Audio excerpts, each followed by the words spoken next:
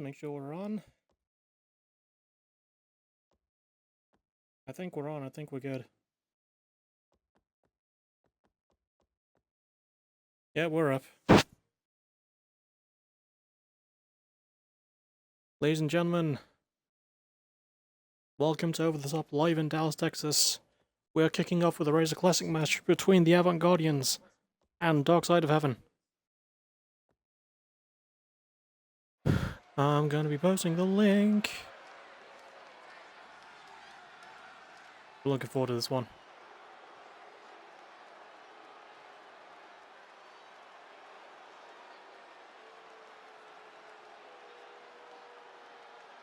Also, huge ups to DK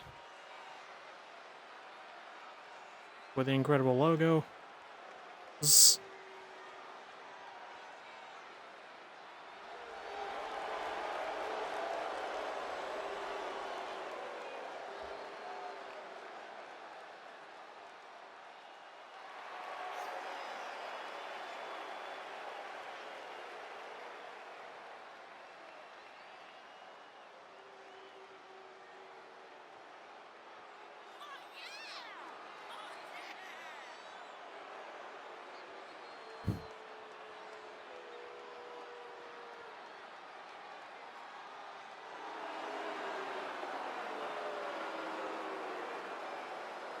The Avant Guardians are here to kick off the night, and what should be a good match. I have simmed this entire card at least once, and I've simmed one particular match quite a lot.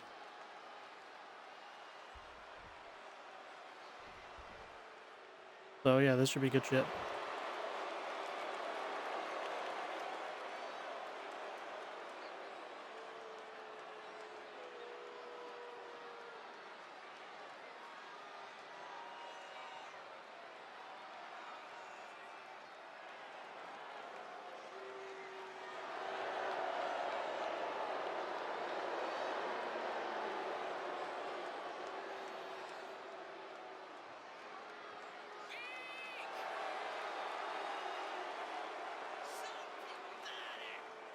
Dark Side of Heaven, consisting of Kyle Mason on the right, and on the left the current Chaos Champion, Tyson Webb.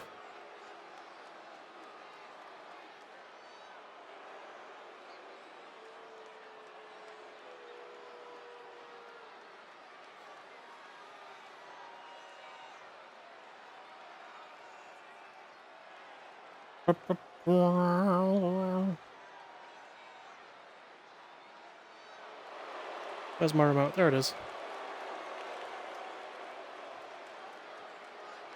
Gonna crack open a can as well. Can of pop.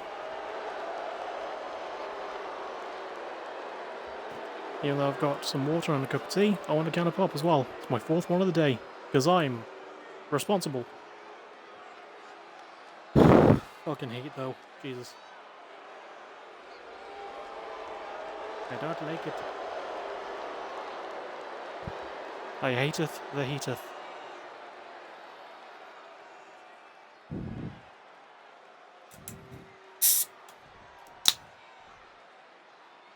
There we go.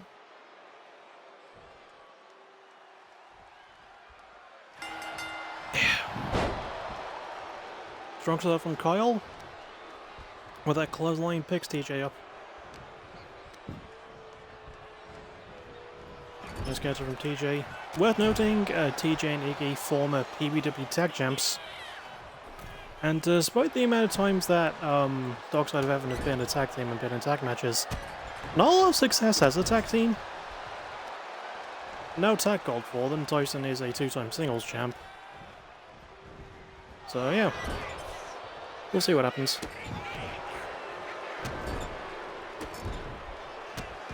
Kyle stomping TJ in the corner.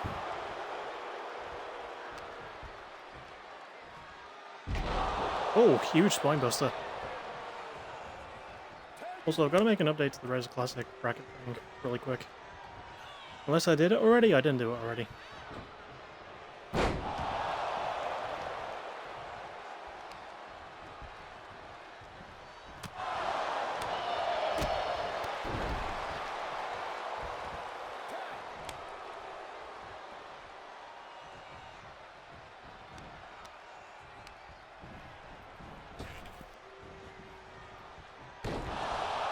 Good move there from Iggy.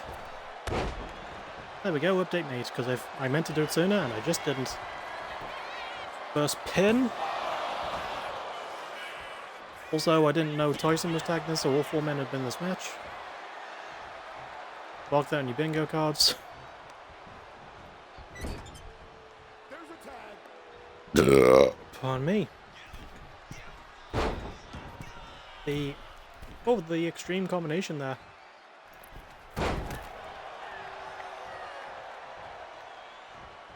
Doesn't go for the pin right away though. I know, but I was gonna say thank you. It was Connor who did it, but there was a bit of a mishap. Because what the logo looks like is I laid the text logo he made over the star logo, because he tried sending me a version. It is, yeah. It is pretty cool, Arena. But yeah, so Connor made like the star logo and he tried to fit the title of the pay-per-view, which is over the top, in the middle of the star. However, it didn't take well and it looked really small. So I took the liberty of just having the logo separately and just like, because I tried doing the same thing and it didn't look good, so yeah, it's just like the 2 separate logos with the star underneath the titling thing. And it looks pretty good. It's on like the Trons on the entranceway as well. But it was Connor that designed the logo, so all credit goes to him. Nice looking clothesline there from Iggy. Also early people as well. This is the first match.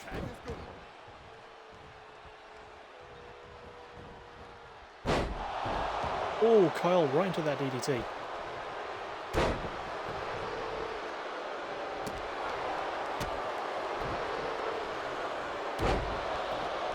Another elbow drop. Kyle's perm is not to be underestimated.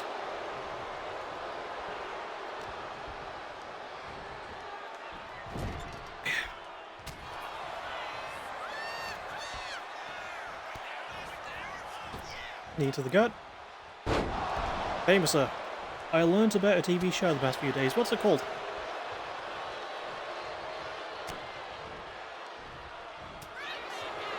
Counter elbow from Kyle.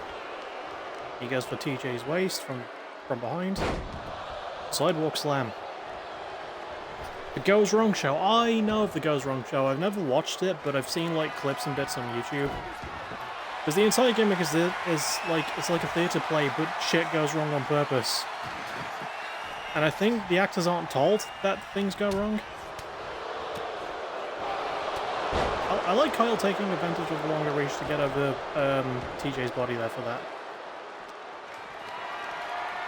Oh, I think he was going to go for the Kane chokeslam there. Nice counter from Iggy. Choke kick to the back. Same. Someone kept showing me clips. Right.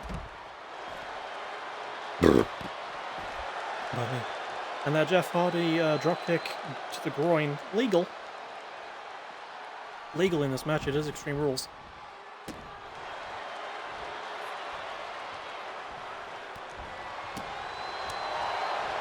Did I hear about the Twitch AI thing?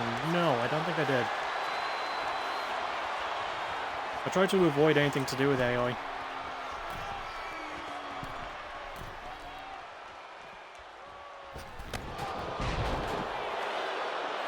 The Undertaker trapeze walk.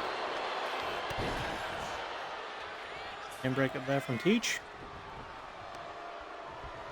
I think my TV had an update because sometimes it sounds a bit weird.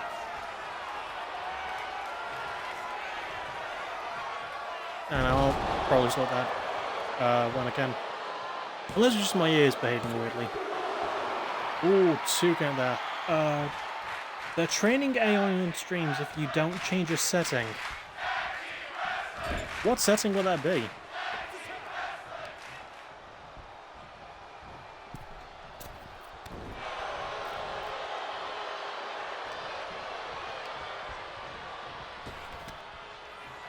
Oh, went for the elbow. Iggy with a good counter. Anti-Irish right there from Tyson. I thought he was going to pick up the table, turns out no. Oh, nice setup into the boot there.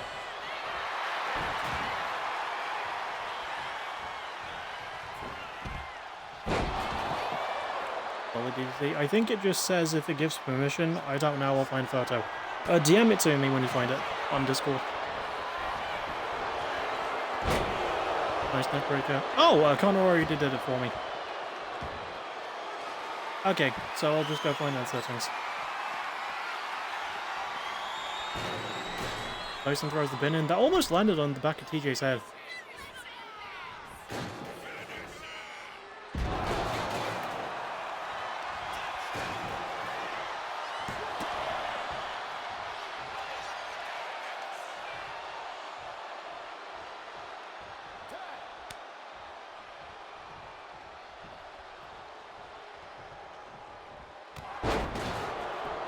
Oh, there we go. Right, I've turned it off.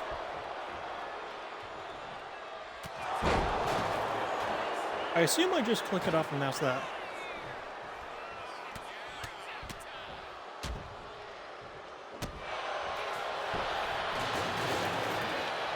Going for the pin with the elevation on the legs. TJ right there to break that up.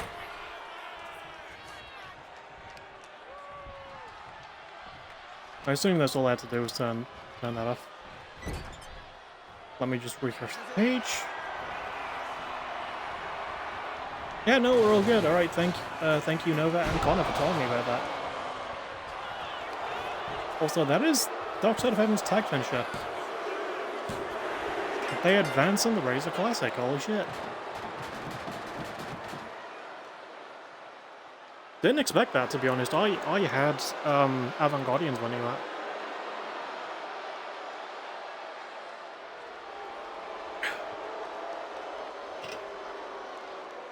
Solid stuff, though.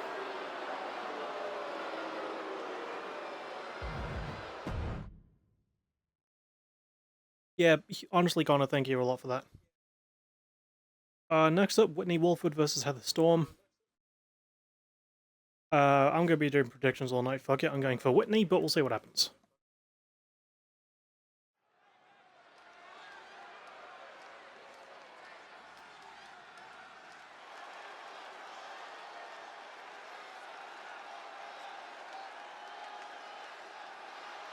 Yeah, like, I'm glad that you sent it, but Connor already found one for me and highlighted it and told me.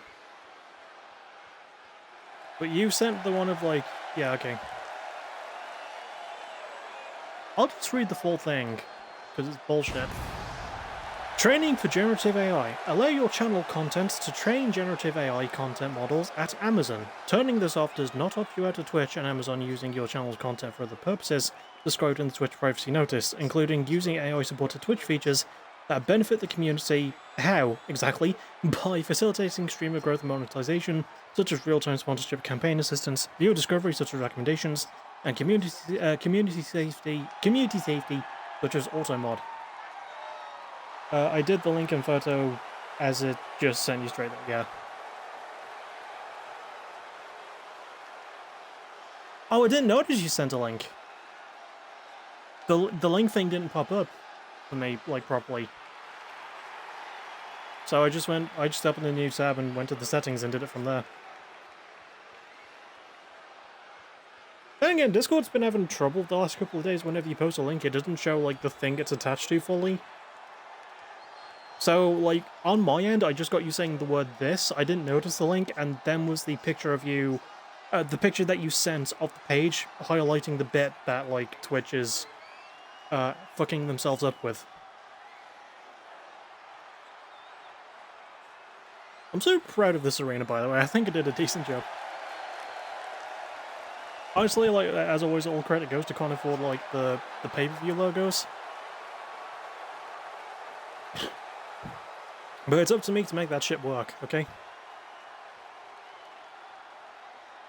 That logo was hell. You blamed me as well because you said, don't make me work with stars again. I didn't make you work with stars in the first place. Also, if I did, I was going to have you use the Dallas Stars as in the hockey team, not the Dallas Cowboys as in the football team. So that's on you, really. It's on you.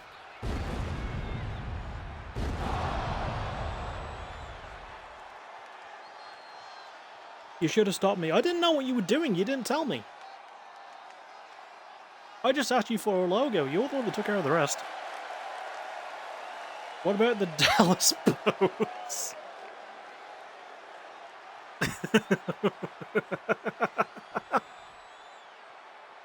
Why is that making me laugh so much? Do I need to get to work now? No. I'm not going to make you do another logo yet.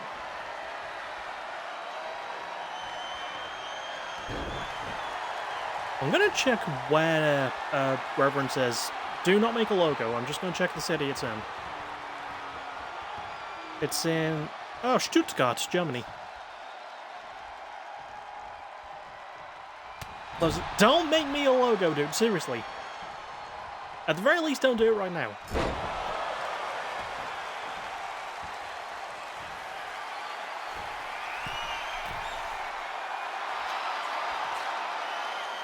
Honestly, the Dallas pose was a really fucking good joke. Crossbody there from Heather, very nice.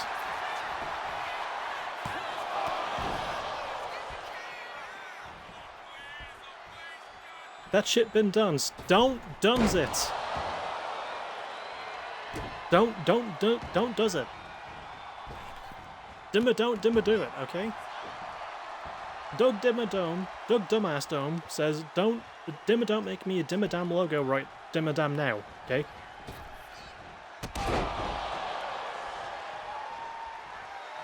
Doug Dimmadome, owner of the Dimsdale Dimmadome. The Dallas Bows was the original name for the Wyatt Six. I know you're probably joking, but if that actually was their name, it wouldn't surprise me. Okay, well it would, because Vince was like long gone from the company by this point, but yeah. Also, man, I'm so happy that Joe Gacy's found work as Joseph Sawyer and is killing it on the indies again. And his new theme song rules, but like... the White Six had one of my favorite, like, debut angles ever in modern wrestling. And then, just nothing. A bunch of pardon me. Like, a bunch of nothing after that.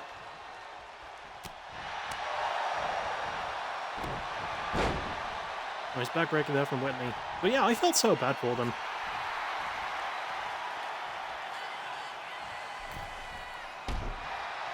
I also love that, like, of the past few Chris Van Vliet interviews, 2 of them are with former White Six members, which were Nikki Storm, aka Nikki Cross, and Joe Gacy. And his next interview, or one of his next interviews, is going to be with Sam Shaw, aka Dexter Lumis. Also, I think Nikki Cross had the best look in the White Six in terms of entrance. Oh, I have to agree. Her going, like, the full Sister Abigail that I wish they did with Alexa Bliss. Instead of just making this weird split personality crazy person that just didn't work. Although I did like the touch of her on a swing in that Eliminations Chamber. I did like that. But yeah, Nikki Cross doing the full Sister Abigail thing with the mask was amazing. That is Whitney's finisher. She's not going for the pin just yet. Oh, she's going to try and pull her away from the rope. Alright. I'm a sucker for the Broken Doll / Onryo style. I like a good, like, Oni mask or no mask, personally, when it comes to Japanese stuff. I also like a good Uncanny Valley sort of design. Like, if I can give my favourite example of that, it'll probably be, like, Slipknot are a band known for using masks, but during the We Are Not Your Kind era, Sid's mask was incredible because it was like a mold of his original face, but it just looked so uncanny and weird.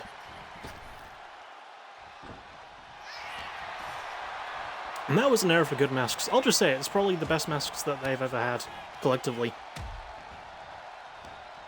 Oh, I know about the Uncanny Valley quite well. Yeah. That's how I spot if something's AI generated or not, because I keep getting ads of AI generated bullshit. And the weird thing is, most of it is for... I'm pretty sure I've said this on stream, right? Most of it is for things like identity theft. Do you know how fucking easy it is to steal someone's identity using generative AI and shit like that?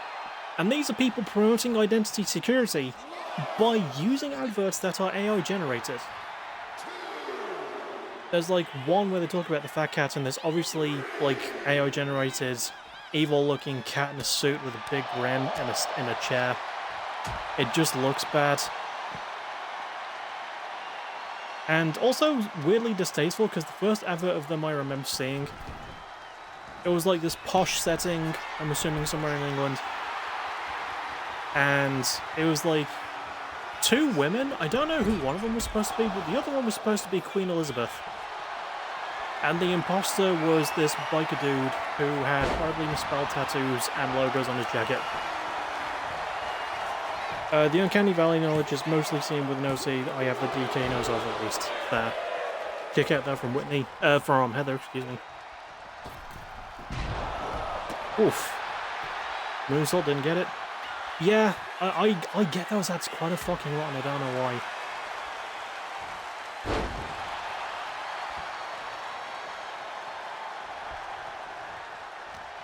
And they use it for all sorts of stuff that shouldn't really have. Neil Diamond would never, no. I will admit, the first time I saw the Neil Diamond Heinz advert, I did think it was AI, because I couldn't recognize who the main dude was supposed to be. It took me like 4 watches to see that it was Andy Samberg, and that it wasn't AI at all. It was just really good makeup and costuming. Sweet sandwich Heinz. Oh, the boot from Whitney.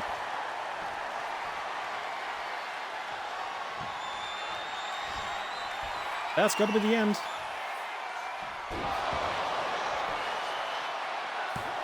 Uno, dos, tres. Whitney with the win. Happy with that.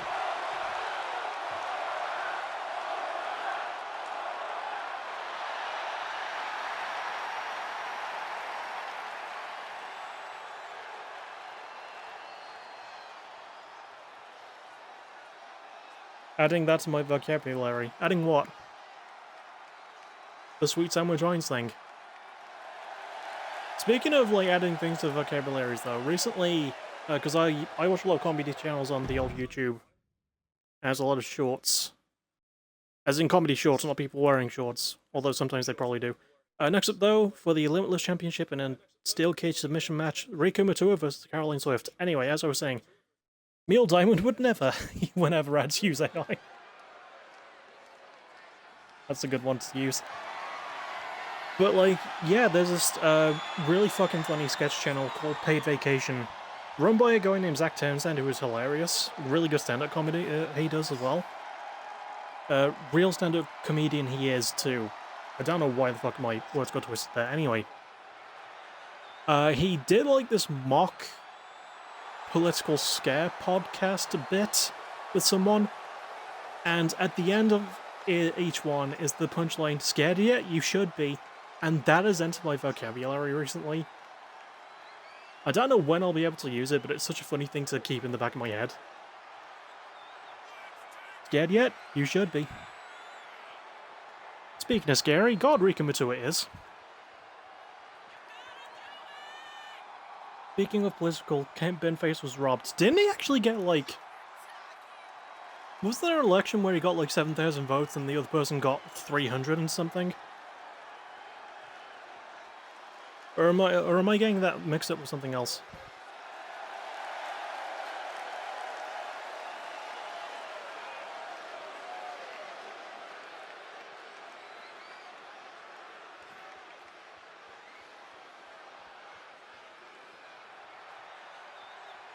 Also, always go with Classic Cage if you can help it. Oh, god damn it, you made such a cool logo. Damn you, Connor. I have to use it now.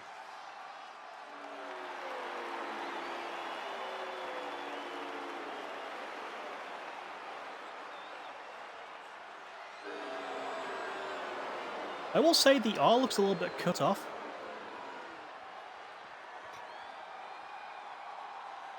When's the Blue Cage debuting?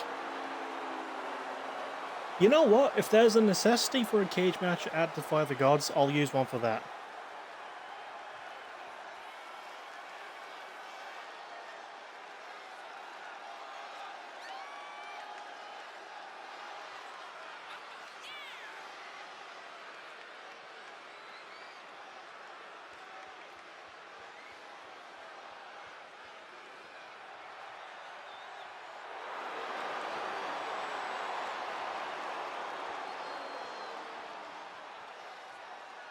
the Limitless Champ, and my personal pick for best newcomer of the season.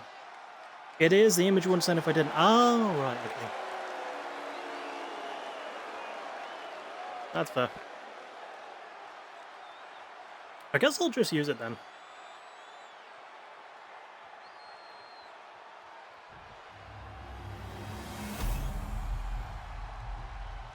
Ooh, pardon me. Anyway, first title match of 6. And considering that we have 3 title matches in a row starting with this one, should be good stuff, I'm hoping.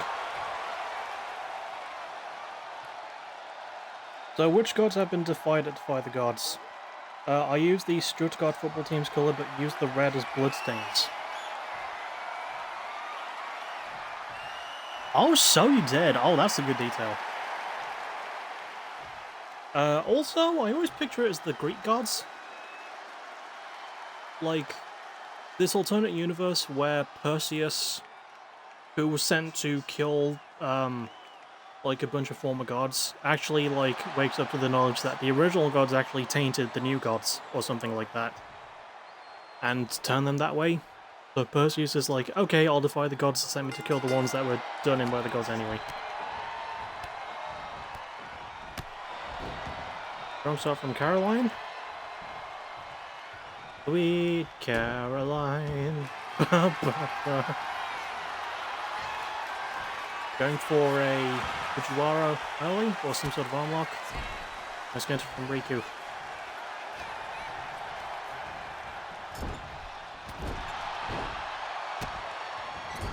The foot check.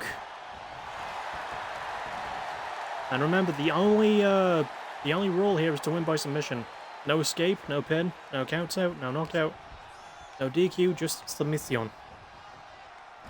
To be honest, at this point, it feels uncalled the canonicity of gods are either all or none. Diego was just Telemachus.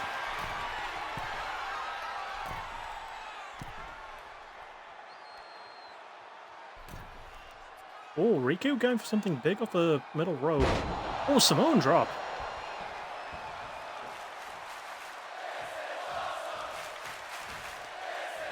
Hang on, is there a Greek god of music? Oh, Apollo. He presides over music, song, dance, and poetry.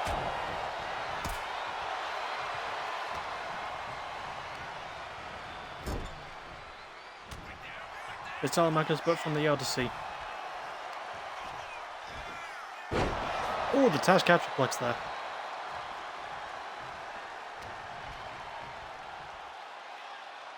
The waist lock, good counter there from Riku. Oh god, the high angle power slam. Hades is my favourite Greek god. Name's Hades, Lord of the Dead. Hi, how you doing? I think my favourite might maybe be Athena? I don't know.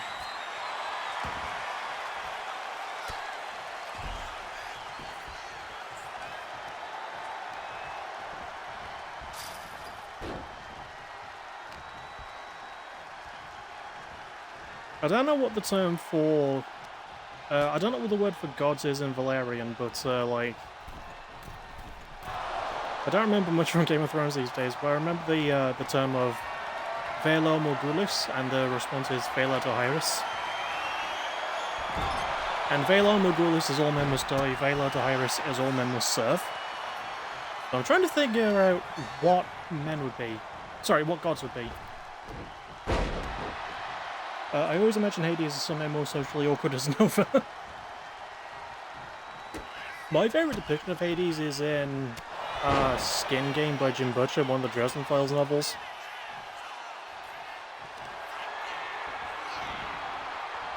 Oh, more awkward than Nova, right. But yeah, in Skin Game, Hades is actually petting Cerberus, because Cerberus comes from the Greek Kerberos, which translates to spotted. So the Greeks named the three-headed guardian of the underworld, named after the person that runs it. They named the dog Spot.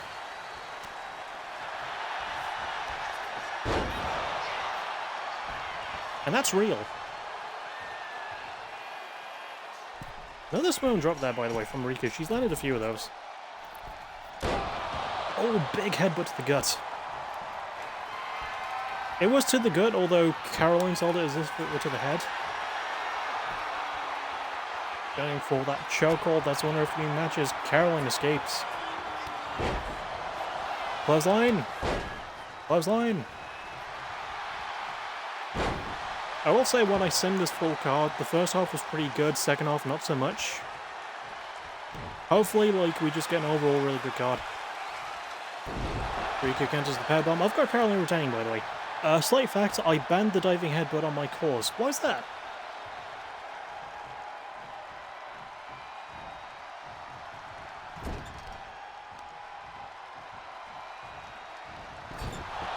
Oh, God. Almost head first into the corner of the cage. And the ring post. Oh, I never realized, is the cage clipping through the ring post? It looks like it is. Oh well. Breaker going for that choke again. Are we going to get a new champ? Holy shit.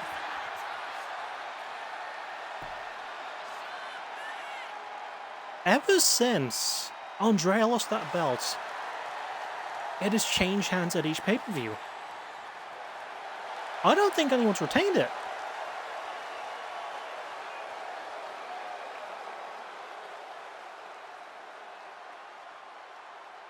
Because A, the diving headbutt is dangerous in real life, and B, I'm protective of my characters. That's fair. I sort of took, like, the control your narrative approach to Connor's creation. In fact, all my wrestlers, none of them have super kicks or Canadian destroyers. Because I think they're the most diluted moves in the history of wrestling.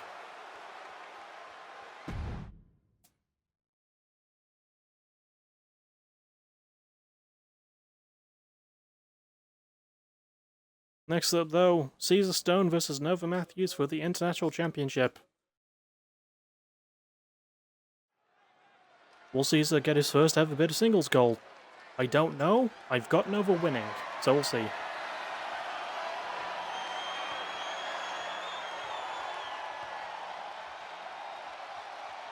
If Nova loses, it's because he's injured. Not in my Fed. He's fine. Unless you're just looking for an excuse for him.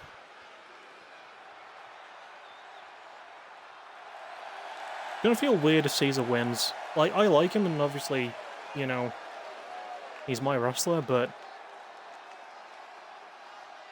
I always feel weird whenever any of them are in title matches that I don't fully imagine they should be in. I don't know. Maybe it's just me. I'm trying to be consistent. Oh, yeah. Consistency in wrestling.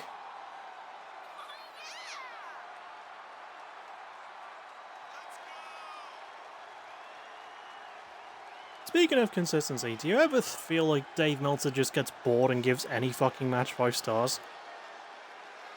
Because obviously AEW Redemption had a couple of 5-star matches because Meltzer can't fucking help himself, and I watched the one between Bandito and Carl Fletcher.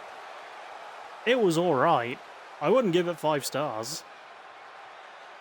Apparently people really didn't like the other one that got 5 stars, which was Moxley and Ospreay versus the Bucks. A lot of people didn't like that match. But I'm not gonna watch that one, but Bandito versus Kyle, I like both of them, but like, man, that just wasn't my thing. It was good, but it wasn't like 5 stars to me. And in a weird trend that's been happening since last year, by the way, your current international champion, Nova Matthews, on his way to the ring.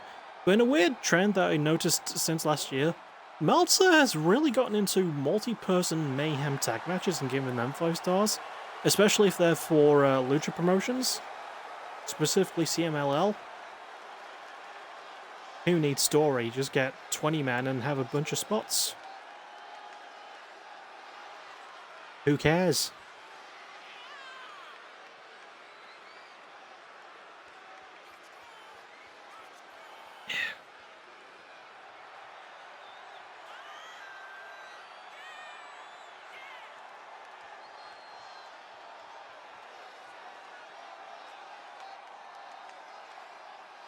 I will say when I simmed this match, I think Caesar won.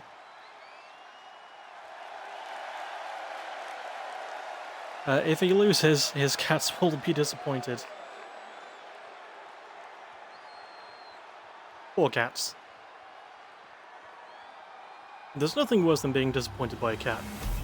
Sorry, there's nothing worse than having a cat being disappointed in you.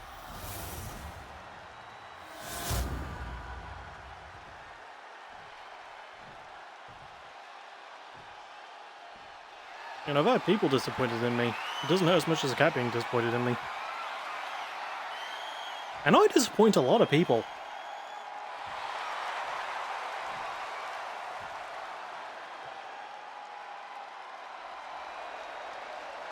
I really need to change Caesar's look as well. At least his gear. Like, I've not been a fan of his gear for a while. I don't know what the fuck I would change it to that would work though. How will he explain it to his cat Ziggy and Rogue? Oh, those are cute names.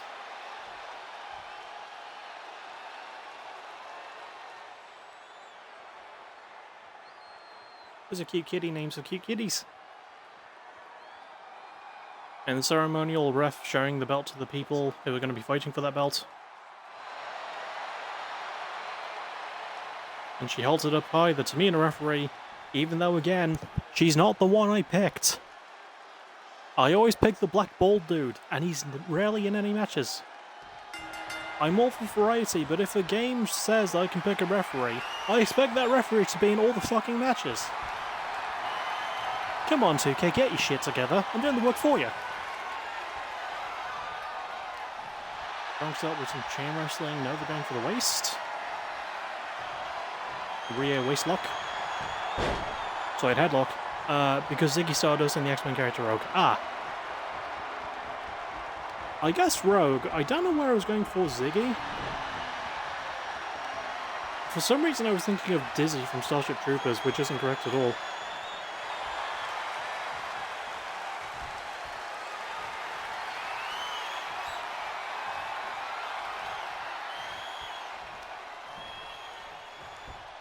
Nova keeping a wrench on that.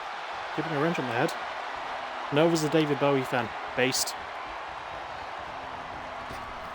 Nice counter. Oh, the leg lariat from Caesar. I was going to say we don't see that from him a lot, but then again, I don't book him a lot.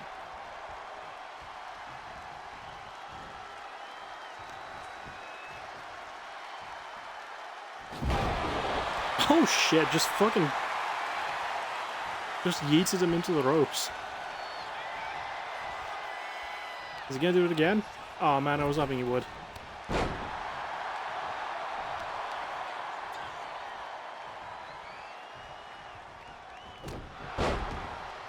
Spin punch you?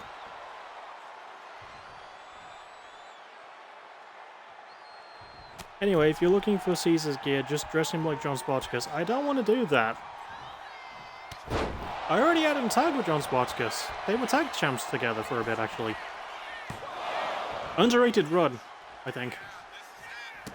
Not the best run with those belts, but probably the most underrated and one of my personal favorites.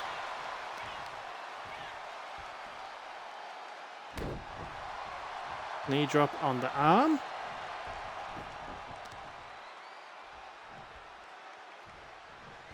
Also, Nova, no matter how much you ask, you're not getting John Spartacus back. Although Caesar's in firm control right now. Big elbow drop.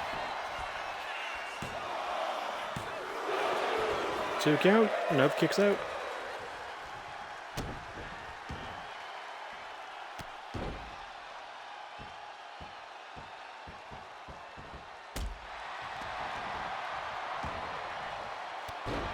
Sense on.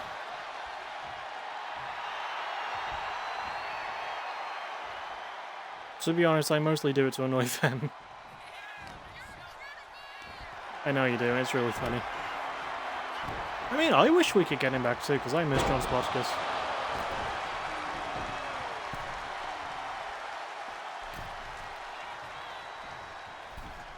No either of them stayed outside long enough to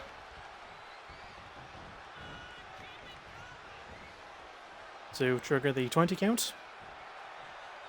If I ask about logo, 50% of the time it's done. Oh shit, alright, give me a second. My controller battery's running low. So, yeah.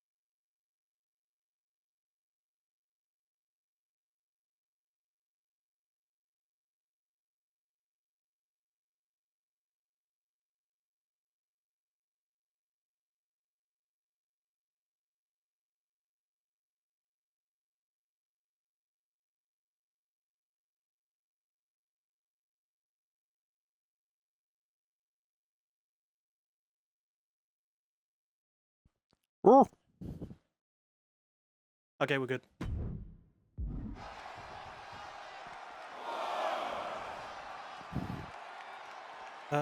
Grim used to do logos, cool. And Nova says, and I do stuff sometimes.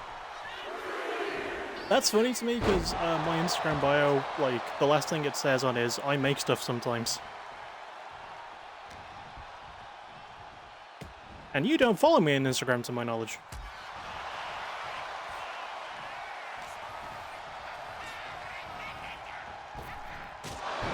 Oh, the spinning boot there from Nova. Stomp to the back.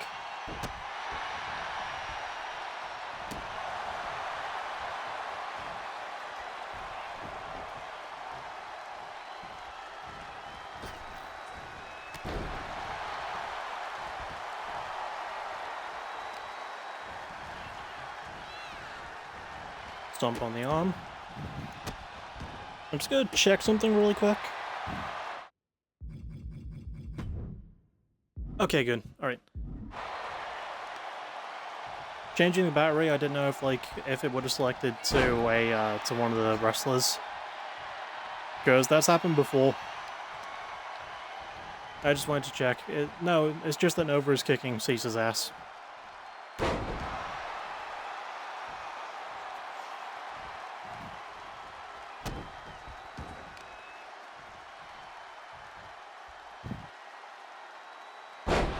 Oh, drives. Drives his head down there. I am surprised he got the distance from that, to be honest. One. Just one. Just only the one counts. Only the one count. Oh, the lumbar check. Or the end of Heartache, one of the two.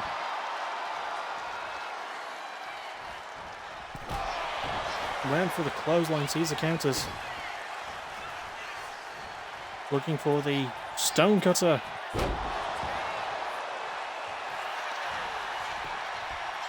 I find it kind of funny no one's calling me out for Nova having the double A in his moveset as a regular move.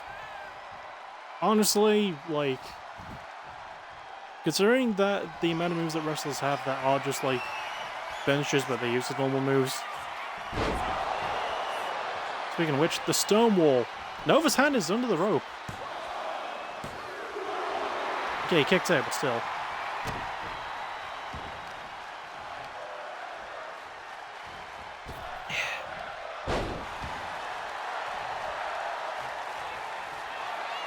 But yeah, like, a bunch of wrestlers use, like, moves that should be finishes as transitional shit, so... Oh, he went for the dive! Great counter from Nova! Got that foot hooked Atomico.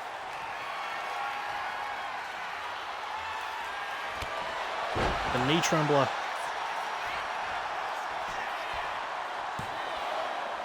Two... No, I thought that was it. Novocaine knee. Oh, that's a cool ass name for it.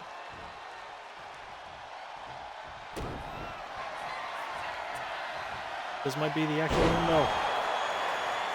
Blended that earlier, didn't get the finish. 2.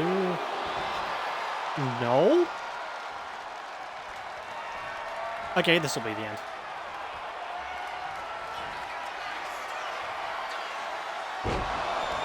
It smells like Teen Spirit Bomb.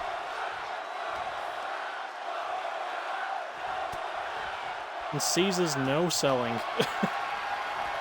I mean, I get it if they were real wrestlers, but since they're just cool, I think it's perfectly fine. Yeah, true. And for that power slam, only 2 count.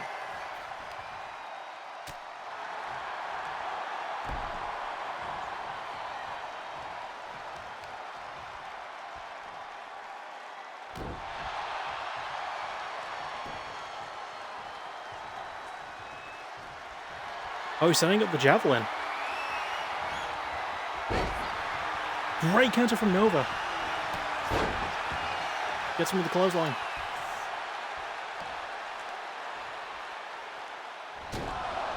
Oh, the Zack attack. I think that's supposed to be a reference to that anyway.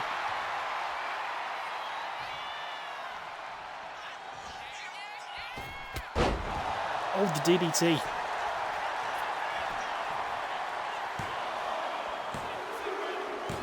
Nova retains. That was a much better match than I thought it was going to be. That closing stretch was fantastic, dude.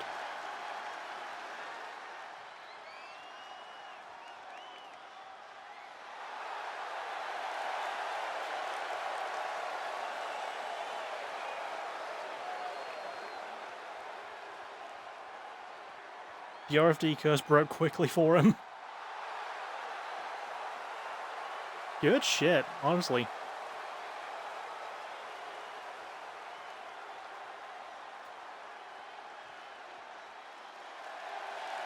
Ah, the Rollins title swing.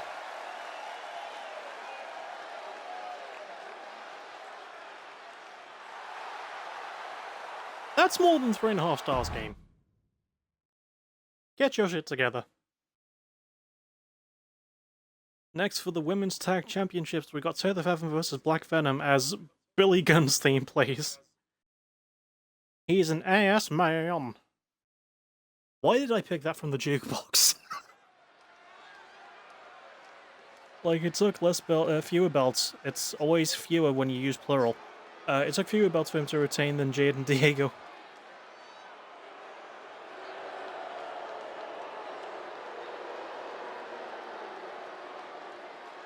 Seth Evans, former Women's Tag Champs themselves. Sky, former Limitless Champ. Former Limitless Champ? Former Limitless Champ. I swear to drunk I'm not God.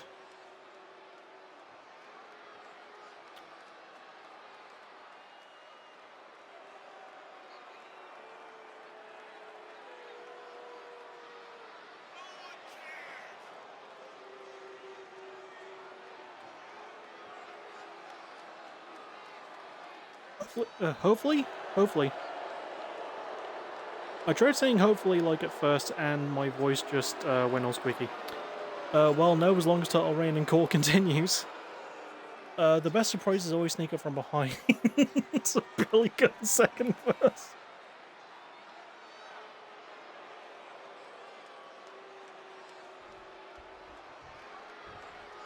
Don't walk behind me down the street, I'm an ass man. Fuck, I would honestly, like, if I could, I would love to do a TLC-style list thing with any of you guys. It would be fucking amazing.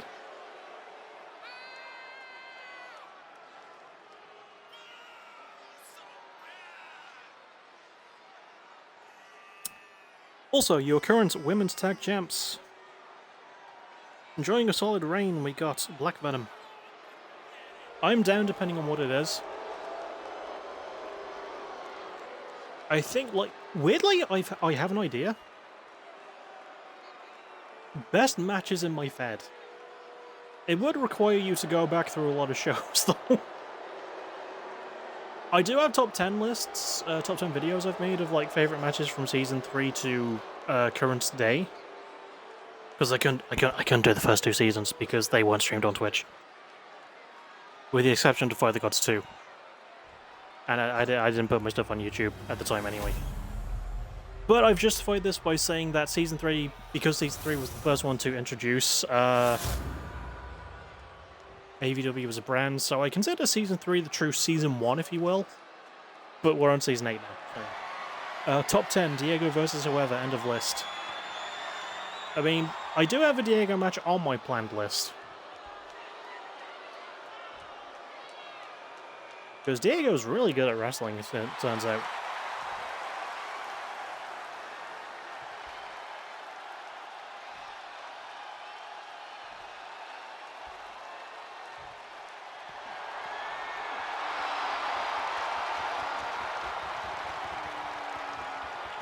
I suck at knowing match quality.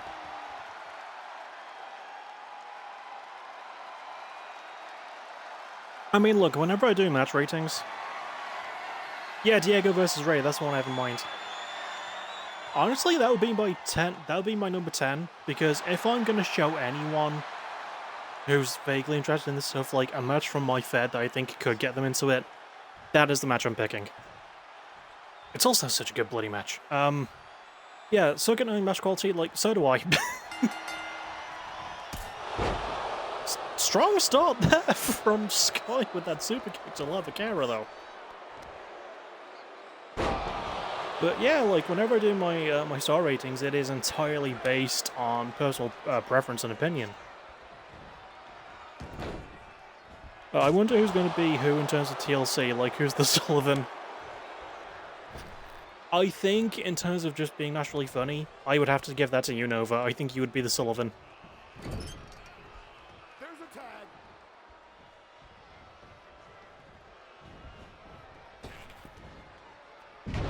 Over she goes!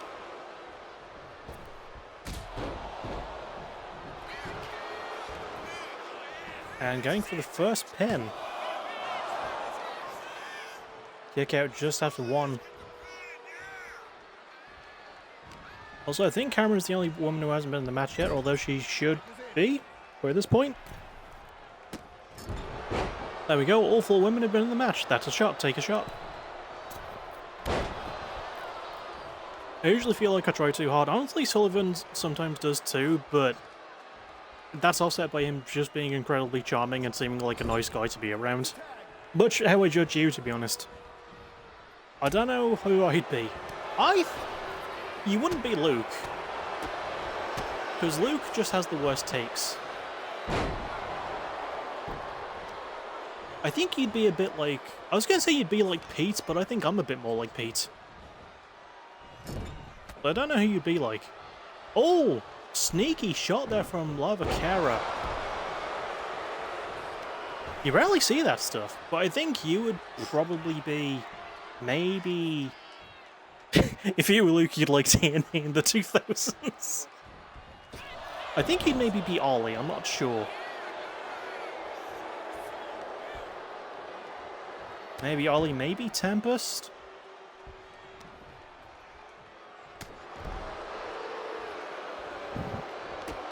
I will say though, like, of all the picks on Luke's list for best match stipulations, the Ultimate X match is a really good pick. DK is DK, end of story, fair enough. Also, even when Blampier was hired there, I find it so weird that he was never on an episode of TLC. Because, like, it started before he left. I don't know, that always felt weird to me that he was never on one.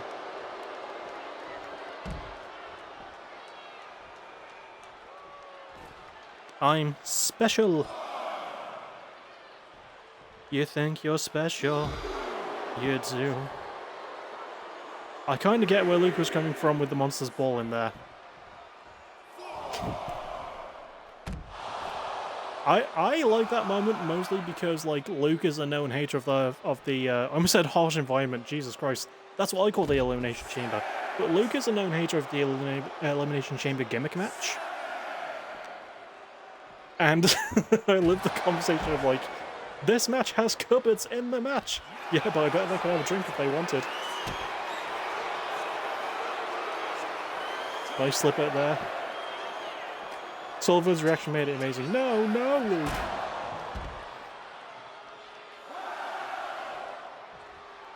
I also like how, when they did the worst stipulations, most of them were TNA gimmicks.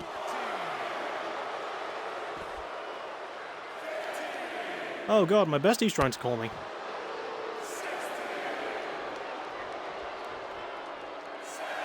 Should I answer on stream? I'm gonna answer on stream, fuck it. I haven't done this ever.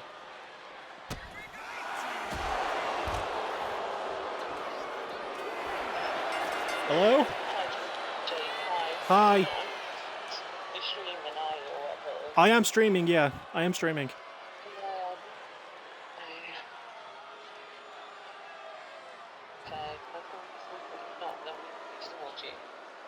Yeah. Yeah, I'll tell you when I'm not streaming. Alright, I'll let you know. Bye.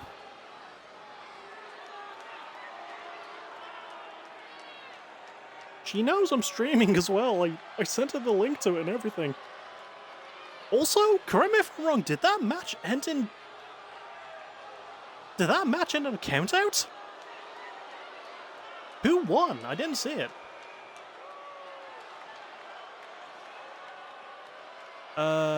Clip. Where is it?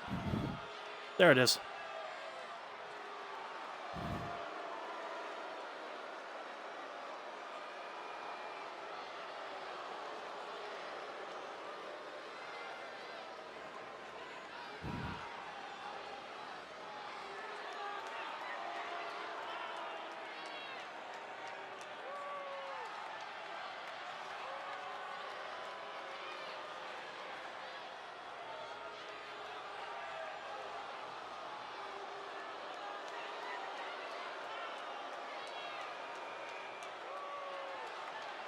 Oh, okay.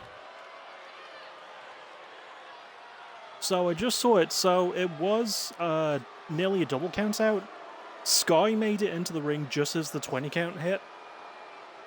But we're not letting it hand like that. I'm not going to do a rematch. But what we will do, main event, rematch the belts on AVW. On the return show. I'll put that down right now while I remember.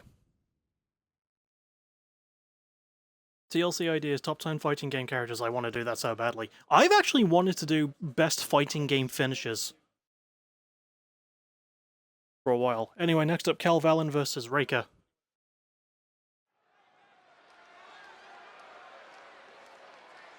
And yeah, I'm just gonna make that for the return show right now.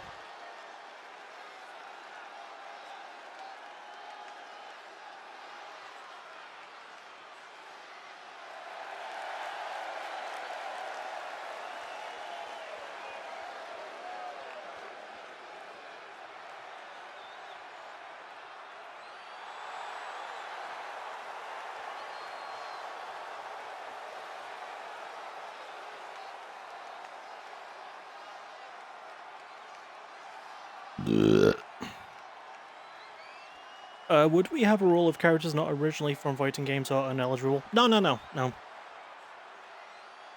Guest characters would count. I wouldn't be that guy, because, I get why people don't like guest characters, but I don't hate them. I don't think they're I don't think they're fully necessary. But, I'm not against it. So DK could have Gambit in his list, absolutely.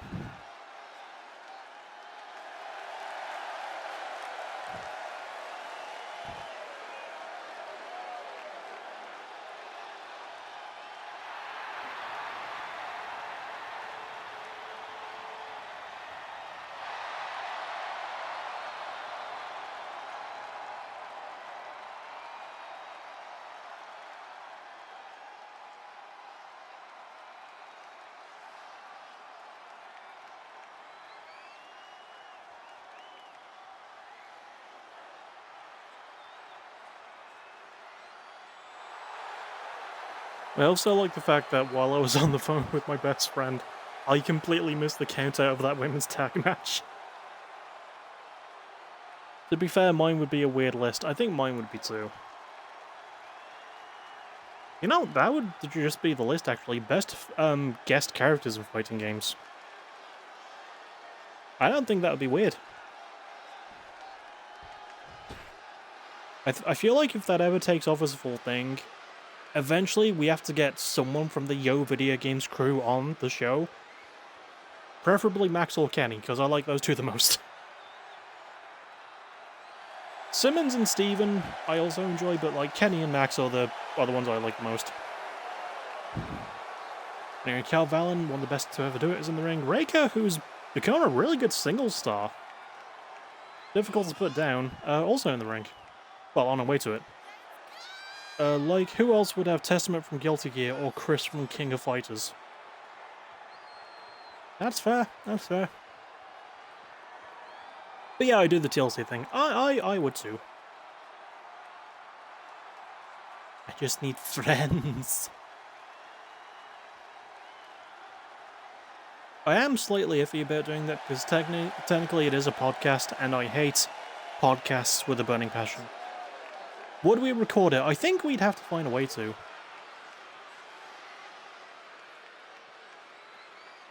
I don't know how exactly we'd, like, show our suggestions to each other and stuff.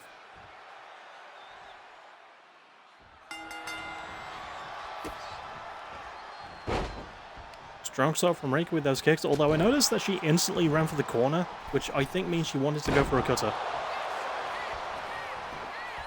High moonsaults? Only in 1 count.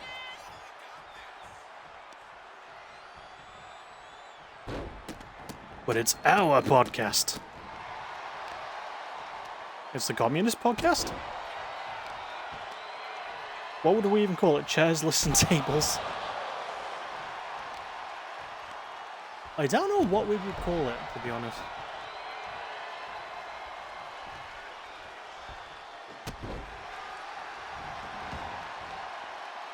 Axe kick to the back, and this is Extreme Rules, so weapons are allowed. 3 idiots and an idea. I actually kind of like that, to be honest. Oh, the cutter from Cal.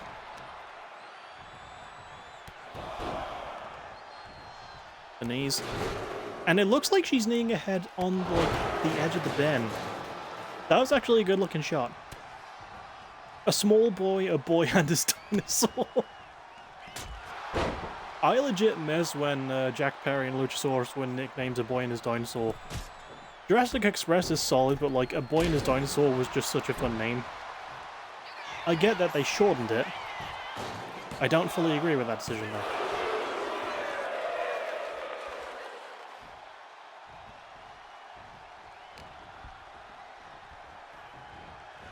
No, Drake isn't here. Aw man, I wish he was. It's a shame that we'll never see Drake versus Diego Ryan, because that would be an amazing match. 2 men who I think have defined the PVW World title the most. More ideas, top 10 Disney villains. That'd be too easy. Thing is, my favorite Disney villain isn't even a classic one. Like, mine is Dr. Facilier from Princess and the Frog. Although Judge Claude Frollo from Notre Dame is also up there, I think he's such a good villain, dude.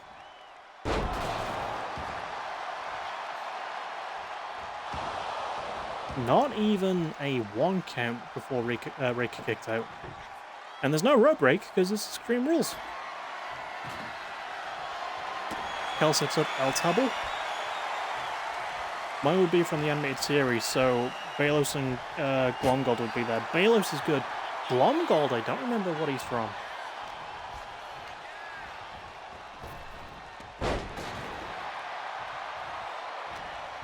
Oh, ducks.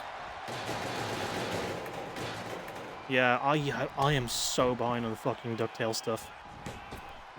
Which is a shame, because I know that the new show is amazing as well. My non-film watching ass going to upset people. You don't have to watch the films, you just have to pick 10 villains that you like from certain things. I watch about 3 films a year. I've got so many films and TV shows written down that I just haven't watched anything of. I've been focused on albums lately.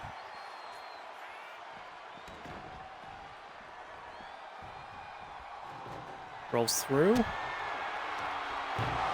Oh, bonks. Ah! She bounced back and broke the table. That was cool. I've never seen that before, dude. I didn't think that was possible, actually. Blonde Golden's just a petty bitch, and that's fun. Also, the face buster there from Rika.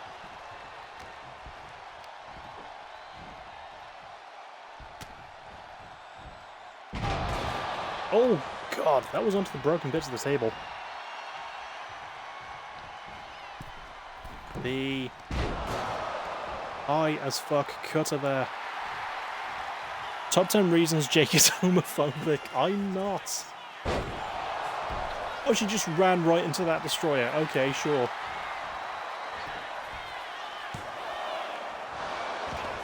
And Kel kicked out at 1 from a destroyer.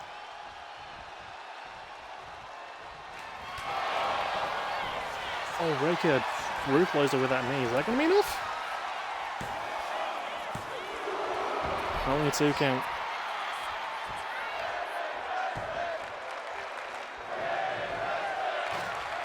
Oh, didn't quite get it with the bend. Top 10 best Sullivan Bear Brown lines. I think my number 1 would be even just a man with a gun. Or those were allegations. I love that one so much. The 450. Rika with the win. Top 10 men with guns.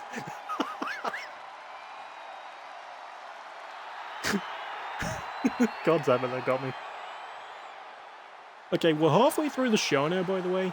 And except for the women's tag match, we've had a really good show. Please do not let the second half of the show be crap. Okay, hear me out. We need to do top 10 moves. I could get behind that.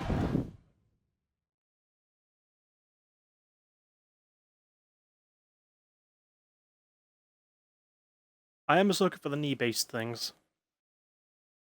Next up, though, for the AVW Tag Team Championships, we got Assault Crew Alpha versus Public Enemy.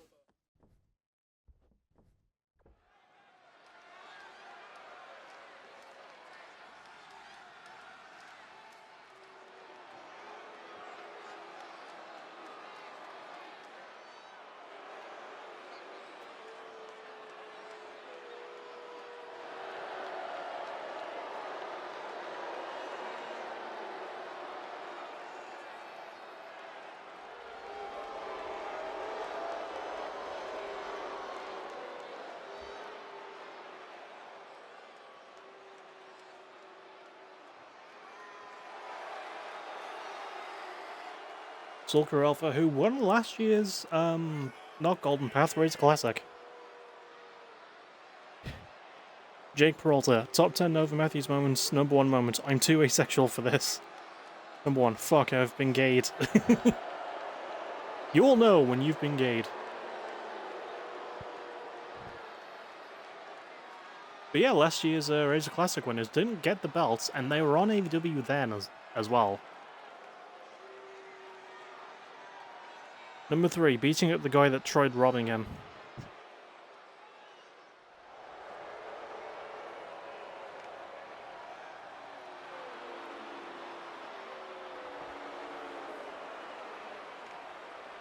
The AVW Tag Champs.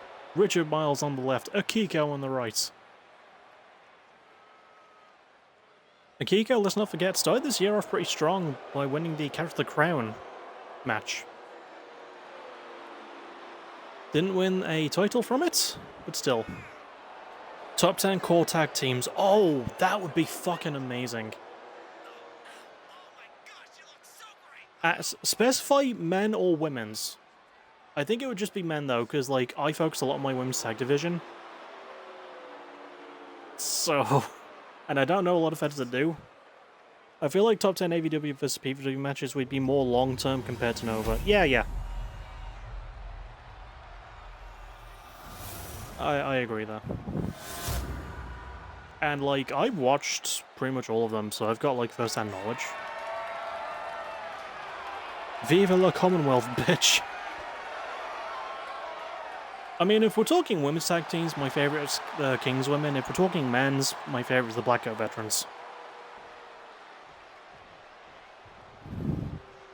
Oh yeah, I made this tornado style as well. I forgot to mention that.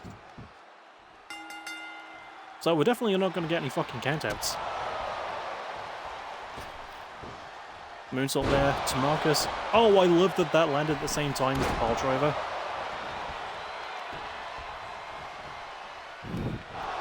Backbreaker. Springboard. Oh, I think he went for a DDT, I'm not sure. Firing Squad BCV has landed. Man, I love the fucking Guerrillas of Destiny theme. Ain't nobody realer than the BCV.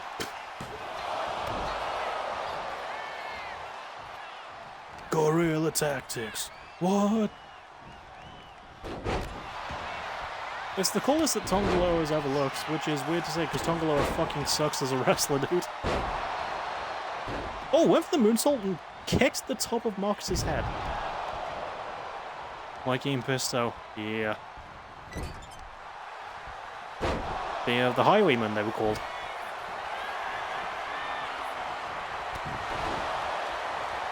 Clothesline to the back of the head. I thought Marcus was going to go for a weapon there, but turns out no. Nice evasion from Akiko. The challenge is in solid control right now, so as I say that, Akiko fighting both men off on his own. I would just like to make it clear that's how I would have announced BCV. Firing Squad BCV has landed. It's a shame they're not booked tonight. I think one of them is in the over-the-top Rumble. And Richard gets the first weapon, gets a ladder. The first time we've seen a ladder tonight, I think. And he gets fucking STO'd right onto it. I was going to say flatlined, but that's the reverse STO. And Marcus gets a bin.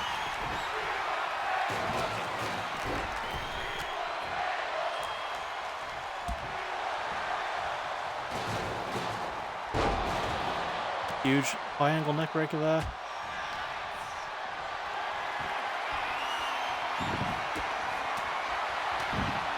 Nice escape from Akiko though. Front slam to Richard there from Marcus. Oh, the Godbuster.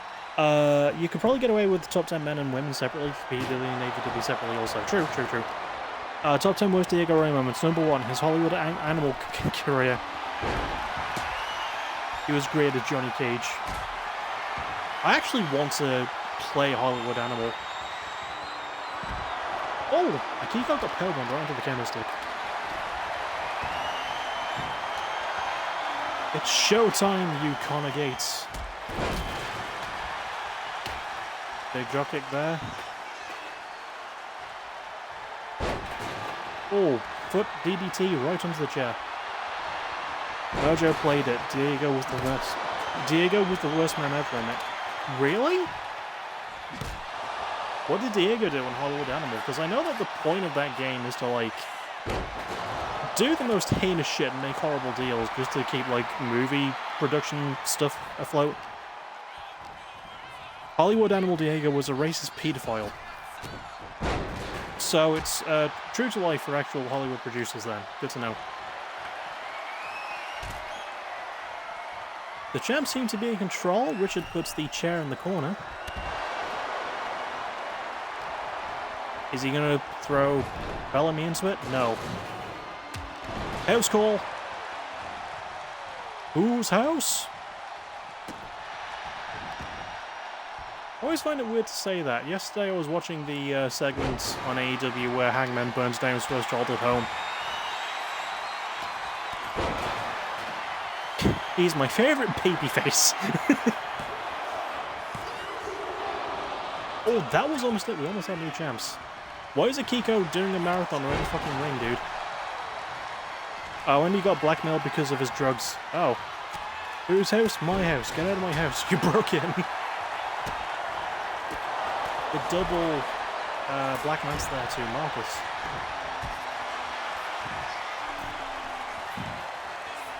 And Akiko pulls the chair from the corner. Richards planning some... Oh, God. Akiko beamed the chair at Bellamy. Elbow drop there does not put Marcus away.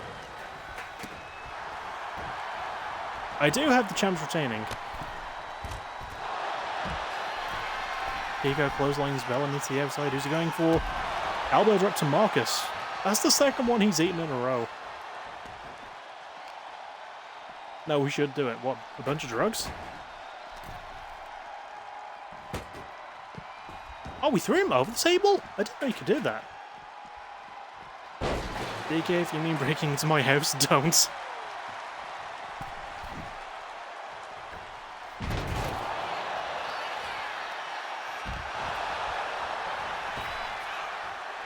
Sling blade to Akiko. I will. Kendo stick shot right to Bellamy.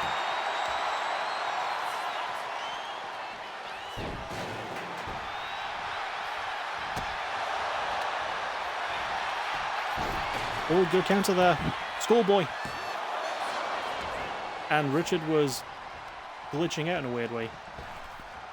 He went for that dropkick. Marcus sidestepped. You won't know when, but I'll be there. I'll hit you with the box has been Hunter Lucifer Funko Pop. Whenever, wherever. Whatever, whatever. Clothesline to back of head. Go turn the TV down a bit, actually. Sledgehammer shots to Richard. And then to the back of the Akiko.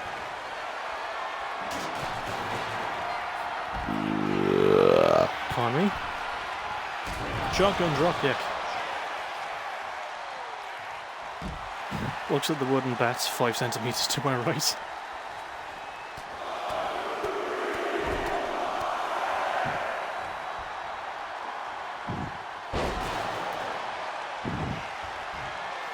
Oh, for the love of God, I was supposed to get robbed tomorrow. How could you forget? Oh, the double stomp. Is that enough? Do we have any champs? We do! I did not expect that. Solid stuff. That was a good match. No, that is today. I sent you an email.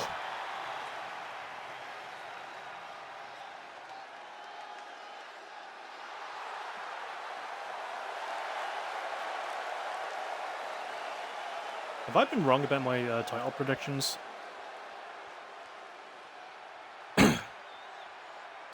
Sort of? I had Caroline retaining, that didn't happen. I had Nova retaining, that did happen. I had Black Venom retaining, which technically happened. Count out, but still. And I had Public Enemy retaining, which didn't happen. Next up, though, the match I simmed the most, because of course I did. I've had many death matches. I've never had a Texas death match. This will be the first one ever in my Fed's history. Michael Young versus Rey Awano 2, their first match in a year and a quarter?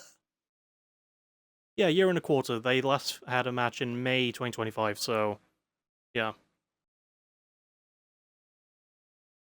Because toilets are private spaces, unlike houses. Your secretary made the appointment. Well, why didn't you take my copy of Chibi Robo Ziplash? It was right there in the toilet. But toilets are in houses. He's true. He's true. He's right. Also, yeah, I simmed this match so much. And the worst I got was, according to the game, 3.5 stars. There is one rule in this match. You must win by submission. You can win anywhere, use any method, use any weapon. And because it's a Texas deathmatch, I picked what I feel like would be the most deathmatchy weapons. If they don't pull them all out, I'll just say what the weapons are. We've got a chair, fairly standard. We've got a table, fairly standard. We've got Light Tubes, Ben, Barbie, and Janice. Yeah, we're gonna see some fucking splinters and shards, dude. I did the submission version, yeah, that was the plan.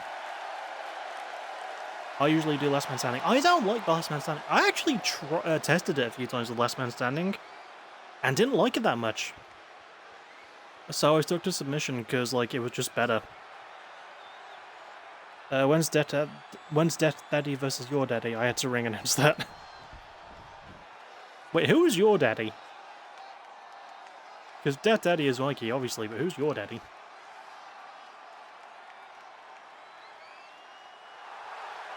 Also fitting that it's a Texas death match, because Mikey is actually from Texas. Ray's not, in case you couldn't tell, he is from Japan. But, it's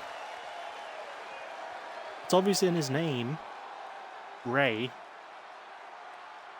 A gay?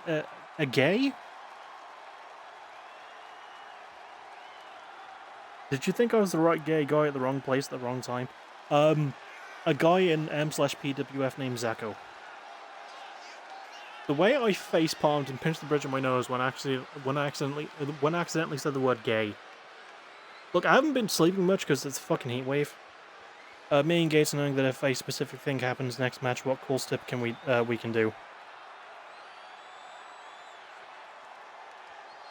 That's not the only secret. I've got another one for after the Rumble's over, for after the show's over. Diego, I think Connor might be the only person that knows. I think the booking council might be the only people that know. The gay community, apparently so. I mean, Mikey is pan. We need a baconated death match. One day we will have our baconated death match.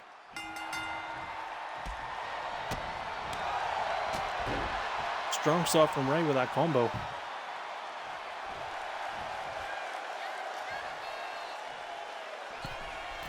Springboard, drop kick.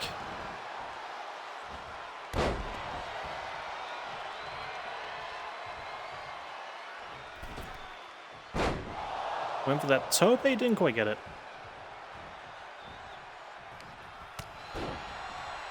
That was a stiff-ass clothesline. Oh, if it's what I think, it's fun. Yeah. But I'm saving that for after El Rumble. Also, I want to shout out Hangman Page because as much as because I love him, slingshot spear there. But also, on Dynamite, he said, "You'll mind if a white boy speak a little Espanol," and that made me lol because "You'll mind if a white boy speak insert language here" is a good meme. And because he can actually speak Spanish fluently, it made it funnier. TLC idea: top 10 wrestling theme songs, or would it be CLT for us? We'll find a way. Chop in the corner. More chopu, more punchu.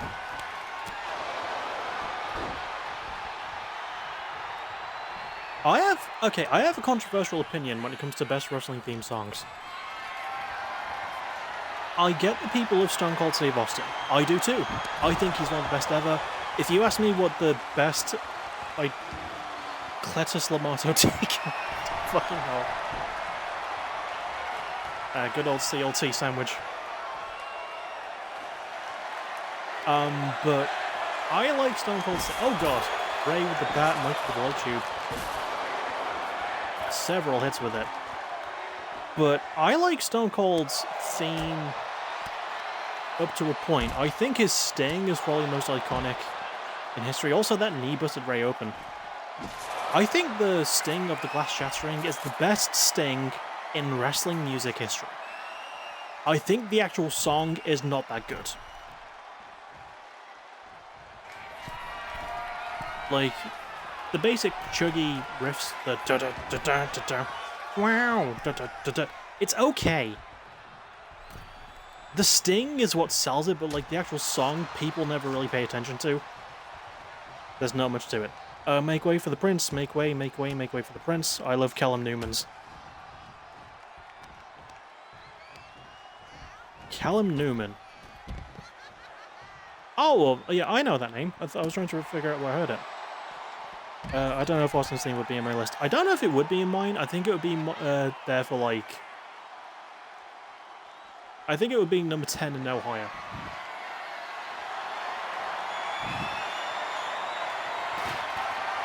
Mikey didn't quite get that chair throw.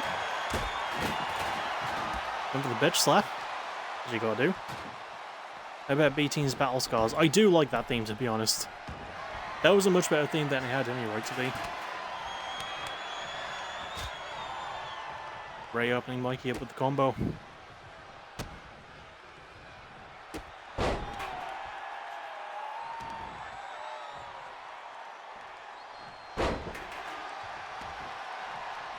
You sent me the theme. I'll listen to it when I can. Looking for the sharpshooter. Easy escape from Big Money Mikey.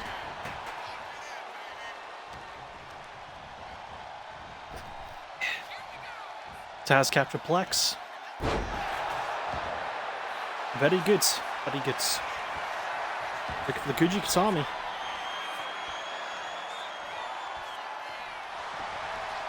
Easy slip out from Ray.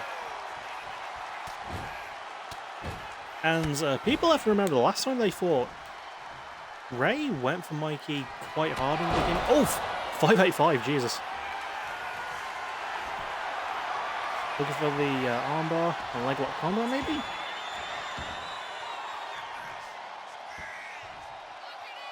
But yeah, when they last fought, Ray went in pretty hard and damaged Mikey's neck a lot and caused him to bleed early.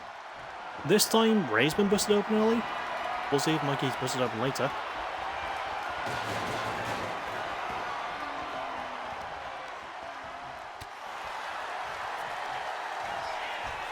Oh, Black Flame Bomb. That was almost on the bin. A TLC moment keeps playing in my head. We can just be tables and lists. Sod the chairs. Sod the chairs. We'll do this standing up.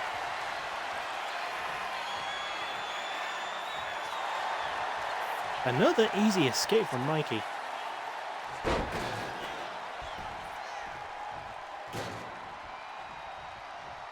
He's not had a lot of damage done to him. Good springboard dropkick. And he's going to look for another 585, maybe? No, he was looking for the back row driver.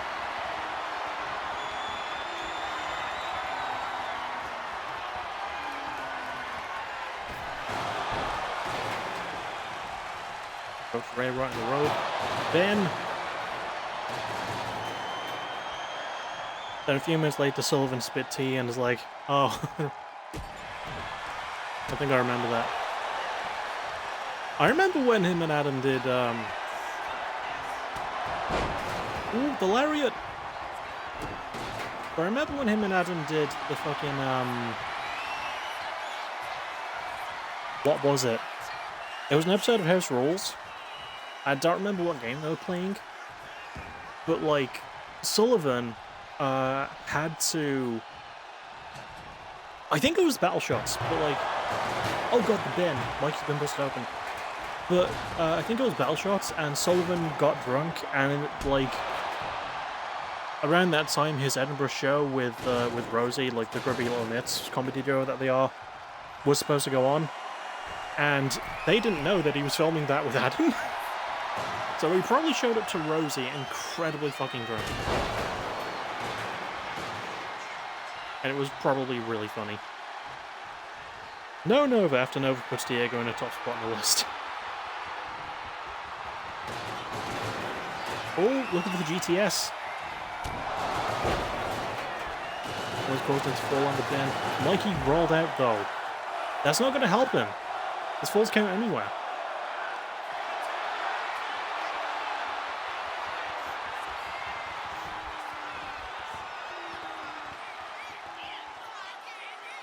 Ray's not wrenching on it. He let it go.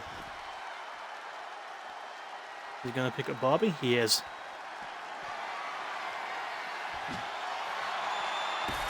I've got Ray winning this, by the way.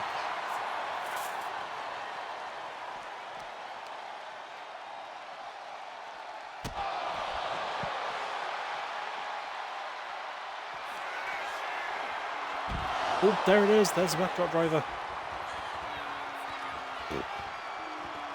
I like the house rules of, I think, Trivial Pursuit with the wrong answers. I love that one so much. Pursuit these nuts. Got him. Also, Mikey has unleashed the Janus. Double shots. Alternating the legs, too. That's smart. Take some power away from the Psycho Knee. And just dump the table on Ray. Sure. Oh, I think he was going to go for the Psycho Knee again, but couldn't quite get the elevation.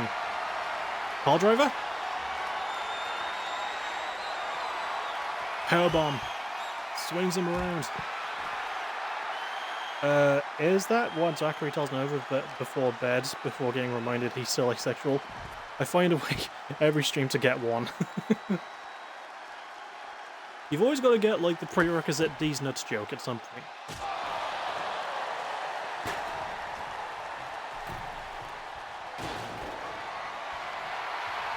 Oh, that's the same thing Mikey did before he landed that lariat that ended the match against Ray. And he was a bit too short there. That didn't go well for him. Ray's not capitalizing though, he's still out on his feet. Doesn't matter. Oh god, that knee. This match has been really good, by the way. Because these two just cannot have bad matches with each other. Like I said, I simmed this so many times and it was always great. There is one spot I wonder if they'll do. Because there was one where Mikey went for the 585 and Ray brilliantly countered with a Black Flame Bomb and it looked smooth as hell. Good counter there from Mikey into that DDT though. I always manage to find a way to get the homophobic in as well. Wow, why are you being homophobic? You can't be homophobic. Oh, weird, let's idea top 10 core names, like who has the best name? Oh man, there's been some good ones. I feel like if we were doing best tag names, it would just be those guys. Oh, he landed the Psycho Knee. Getting the stairs. Oh, God. And homophobic is homo, which is the same, which explains why you're the same homophobic Jake.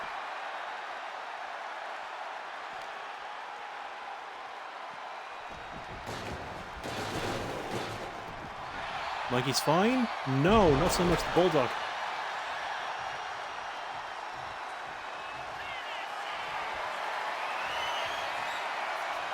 I was going to look for that knee. He's busting out some moves we haven't seen from him in a while that I didn't think he would have on him because I was pretty sure I only equipped it to normal player mode and not universe. Is that going to get him the win? It does! Busting out a move he hasn't used in a while. Unless he already had that when I had to remake him several times, I don't know. But he hasn't used that move in ages, and Ray gets the win. That was a solid match as well. I have to be biased, I'm proud of the Justin Payne name. A pain in my ass. Oh!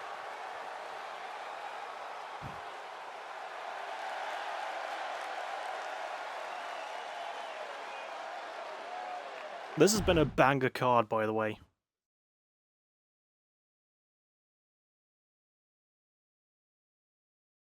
Next up, for the PBW World Championship, Jay Scott versus Diego Ryan. Too quick on the draw, baby. We're in the home stretch, 3 matches left. Hopefully they're as good as the rest of the card has been. Because this has actually been a really good show. I mean, paying in people's asses is kind of my job. Why is Basic Bitch Diego here? Why not? He's got the pink hair still. Which means he's probably going to win. Although Jay Scott did beat him last week, which is why Jay Scott is in this match, but still.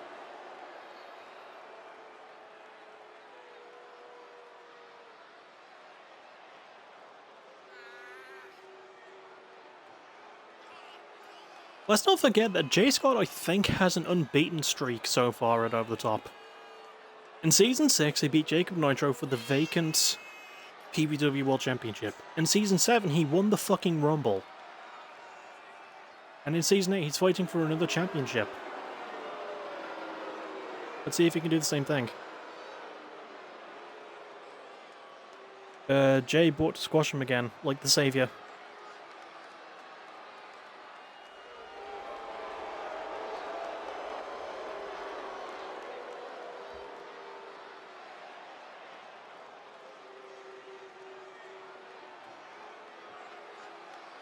Do you think Diego saw Nova backstage and basically said, dude, why aren't you at home recovering?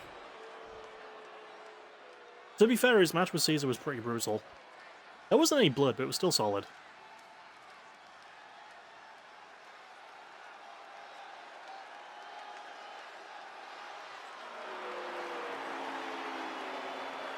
Your world champ. And I will be honest, I kind of have Jay winning this one, but we'll see. Yo, Lanson, what's up? You missed the opening match where Dark Side of Heaven won in the Razor Classic, but Kyle is going to be in the Rumble, I think. So, yeah. Yeah, I think we all want Jay to win.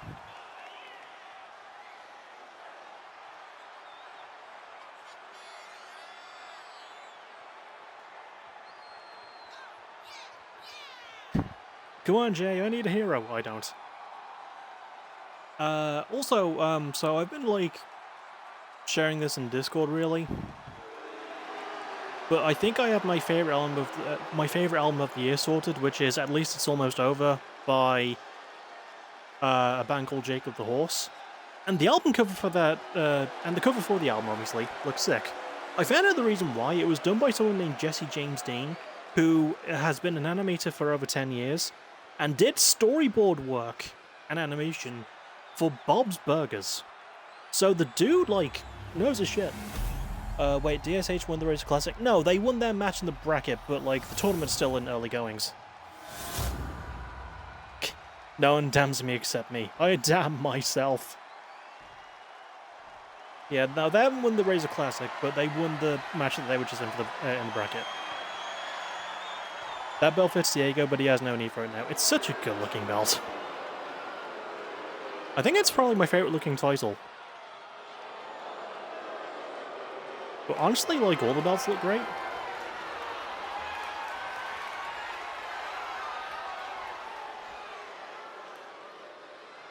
Also, who's telling Lanson about the TLC idea? Oh yeah, we want to rip off Parts Unknown / Wrestle Talk's tables, list, and chairs thing. But we want to give it a different name and talk about weird shit. And I have no idea how we'd record it or set it up. 4-man TLC? It wouldn't be impossible. We'd stick to the same points rules, I think. Also, I am going to be gone for a bit. Not super long. I'm just going to use the bathroom. Lanson is the L. I'm just going to go to the bathroom and get an antacid because my stomach is... well, my heartburn is playing up a wee bit. So it shouldn't be long.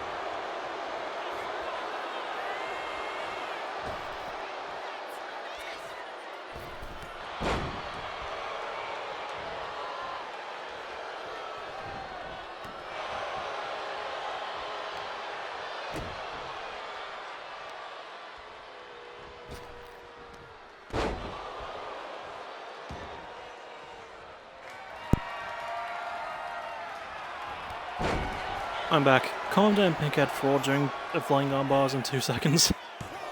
Honestly, the flying arm bar spot was the last thing I saw before I left the room.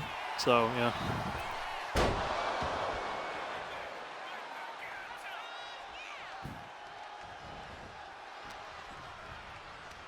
Also, you know one thing we haven't had tonight? We haven't had a trading blow sequence. Nice low drop kick there from Diego. Going for that BME. Just under 2, Jay kicks out. Also, I think Tommy Fenn's answer gimmick... his answer gimmick's returning tonight on another show. Ah!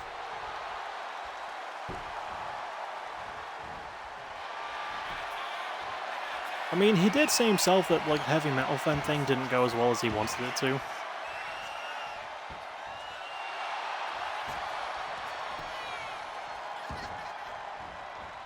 Nice escape there from Jay. Oh!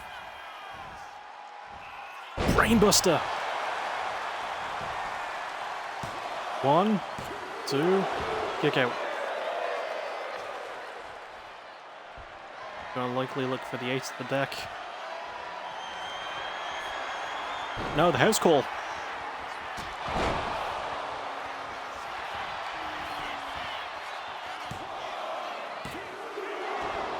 Jay kicks out.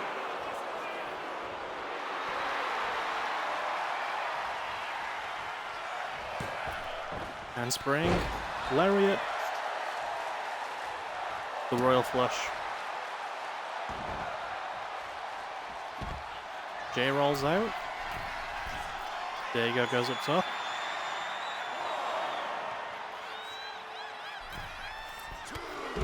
Meteora. I mean, Diego's just in control right now, dude.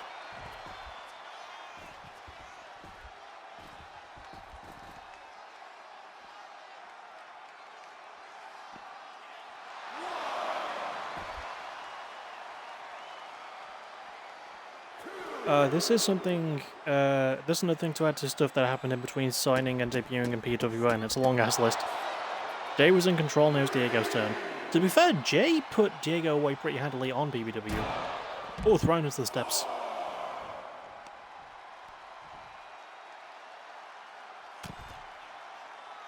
And more elbows to the back of the head.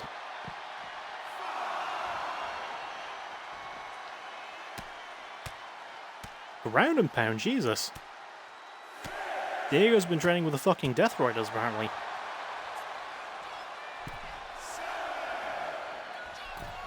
Going up top again. Oh, misses.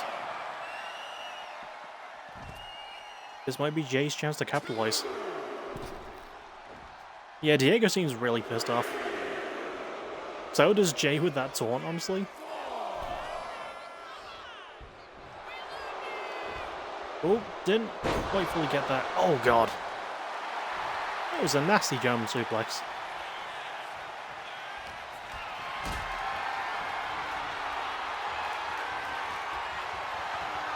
Lifts him up. Turns him into a powerbomb. I'm not used to seeing Diego land power moves. Dragon Sleeper. Jay's foot was under the rope.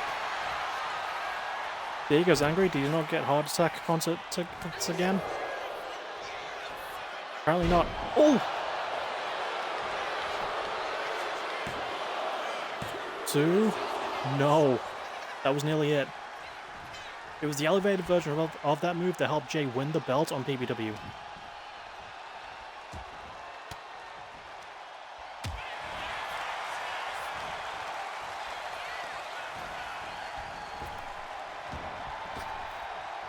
Went for the sweep, didn't get it. Chop block! Great counter. Someone needs to get him some. His wife gets them, but not him.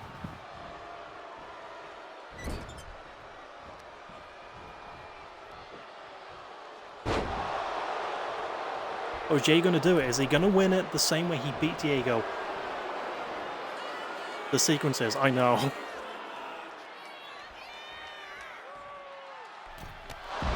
No, the crossbody. Not quite the move I thought he was going to do.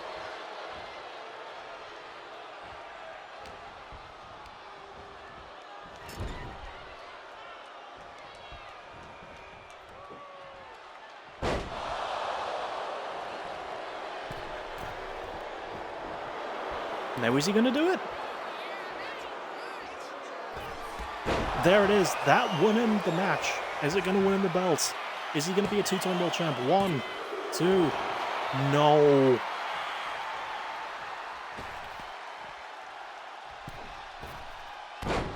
Springboard leg drop.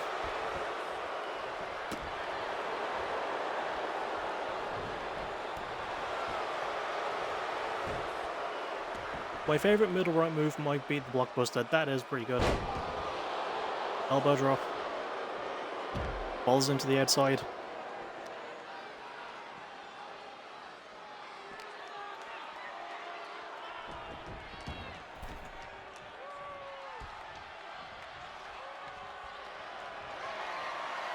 Loaded forearm. Oh, God. Is that going to be it? I don't think so. But we'll see.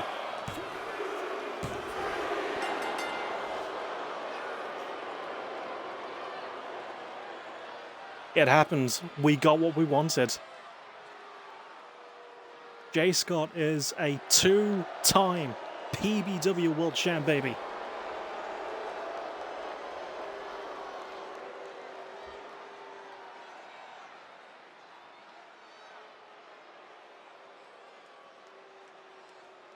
And another good match. We've had so many good matches tonight. Co-main events. Katie Garcia versus Emma Barkley for the AEW Women's Championship. I've got Emma retaining, but we'll see.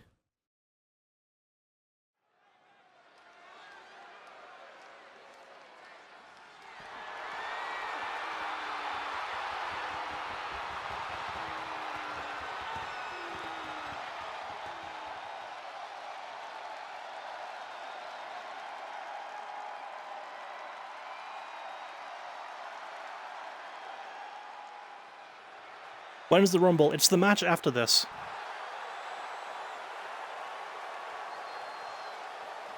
This is the co-main event, and then is the Rumble, which is the main event.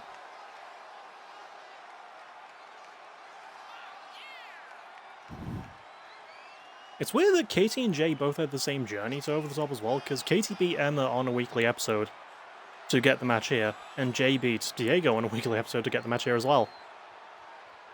Obviously, the match before this, but still.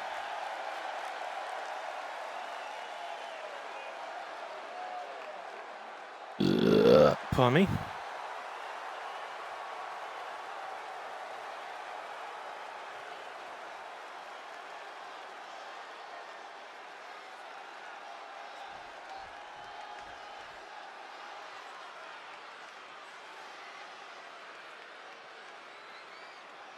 But Katie Garcia is in the ring, a World Attrition winner. I feel like she's never seen anything quite like this since. I think she might have seen a Limitless title attempt, I'm not sure. And your 4-time AEW Women's Champ, which I think makes Emma the first person to hold a Women's Championship 4 times. Now to think how we do what we talked about.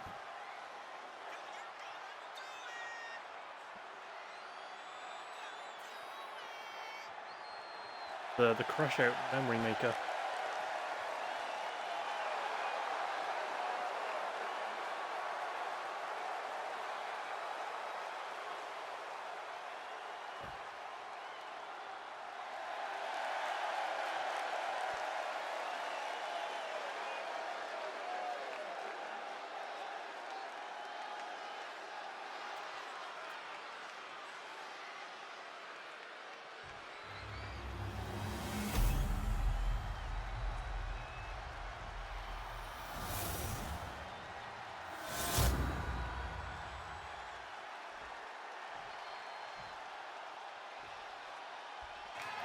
Last title match of the night, last women's match of the night.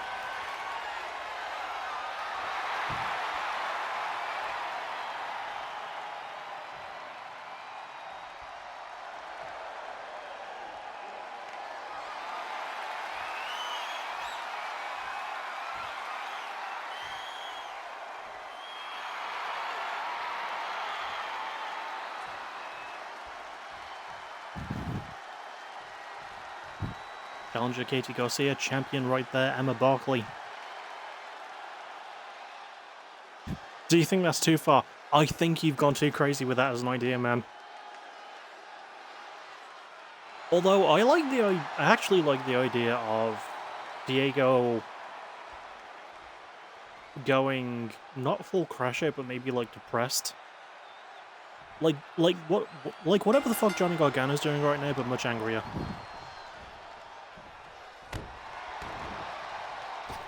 Strong start from Katie, the backbreaker followed by the leg drop.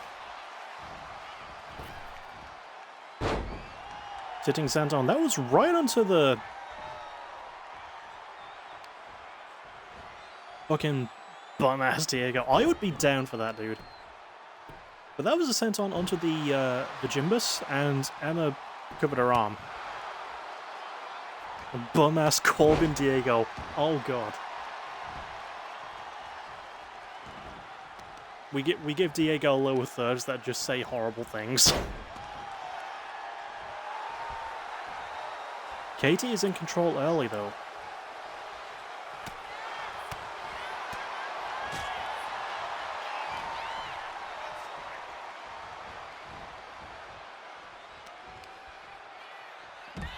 Over the top she goes. Hey, first time I've done that joke. He's just in jeans. And nothing else, he just wears jeans. No underwear, socks, shirt, nothing, just the jeans.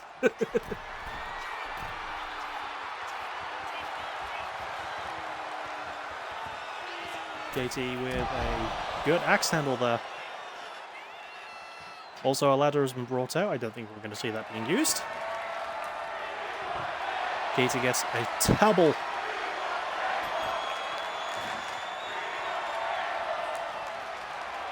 Oh, nice duck under, and it looked like Katie kicked the barricade pretty hard. But nah, it's time for Manly Diego. The manly moment maker, and his facial hair revolution. I will say, I want to bring up another spot I did. Sorry, not one that I did, but one that happened when I was simming Mikey and Ray last night, actually. like Pokemon. I mean, there are Pokemon that do have hair and grow more hair. But yeah, oh, nice move from Katie. But there was a spot where Ray hit Mikey with a jump suplex through the barricade, and he wasn't that close to it. He just threw him that far and that hard that Mikey crashed through the barricade, and it looked sick as hell. Katie with that combo, foot hook to Tomiko. Not the fucked up Tomiko, as I almost said earlier. Although, if I was streaming with New Legacy, that is the exact joke that they would make. Oh, speaking of ladders, Katie's getting the big one.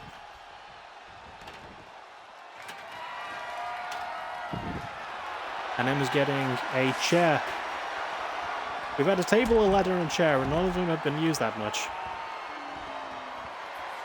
You're a disgrace to the name of TLC.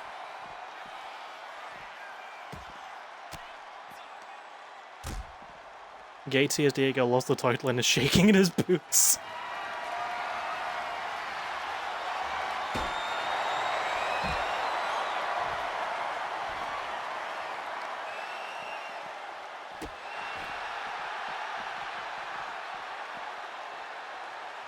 Curse his draft dodging ass.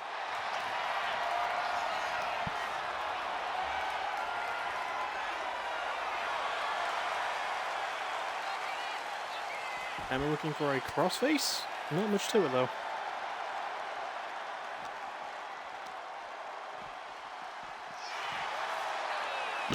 Pardon me. Electric chair. Oof, God.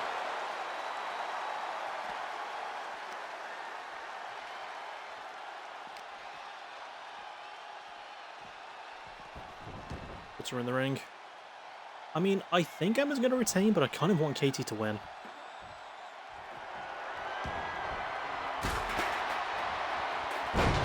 Oh, the cutter and landed on the chair.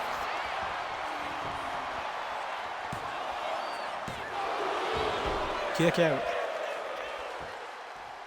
Diego somehow doing that every time is crazy. I know. And I can say this much, Connor is not in the Rumble.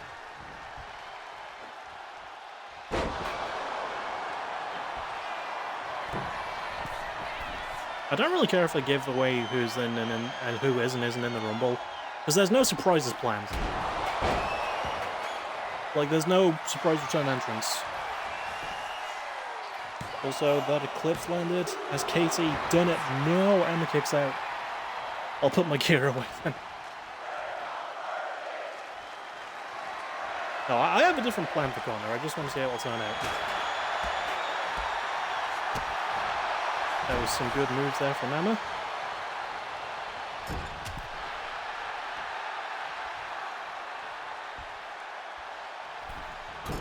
Oh, Snake Eyes on the top turnbuckle. Gonna go for the King Kong knee drop? No, she's calling Katie up. Huge diving forearm. She's won matches with that before. I think she won the belt with it, I could be wrong. In fact, I likely am wrong. Oh god, the trick shot knee.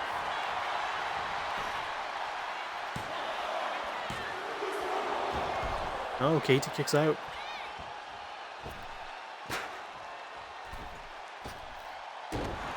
Oh, springboard double stomp? That might be it. No! Diego invades the Rumble. It's me, Jake. It was me all along. You bastard.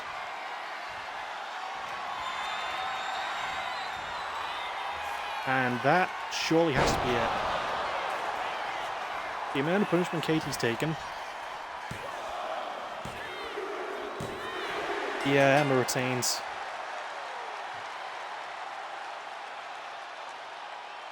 That's one I'm looking forward to rewatching. As in, I wasn't paying attention as much as I wanted to. But Emma with the win.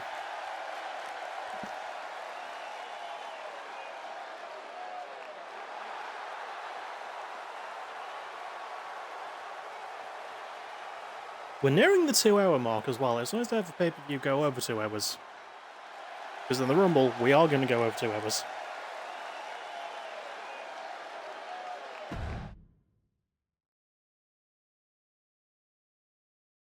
Ignore this. You're not seeing any... Okay, it doesn't matter who you're seeing. Also, this is just alphabetical order, so it's not the order of appearances. This is Diego Ryan. He was good like 10 years ago. Jesus. Who is our first entrant into the over-the-top Rumble? By the way, the rules for the Rumble, obviously, throw your opponents over the top rope, be the last person standing. 1 minute between entrances. Sorry, 1 minute between entrants. No, Zachary is sad. You should have paid closer attention.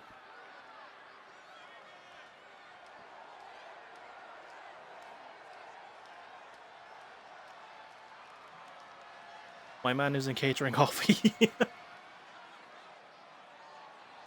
He's enjoying some good cake, alright? So when the ring announcer's done, who's first? No fucking way, really? I put him in the Rumble, is he really first? Oh my god! I would love it if Mikey were number 2, because I know I put him in here as well.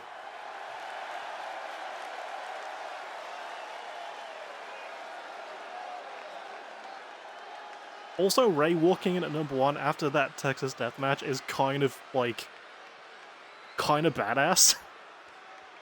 I randomized all these entrants, like, so I have no clue who's when, who's coming in when. But, like, yeah. Holy shit.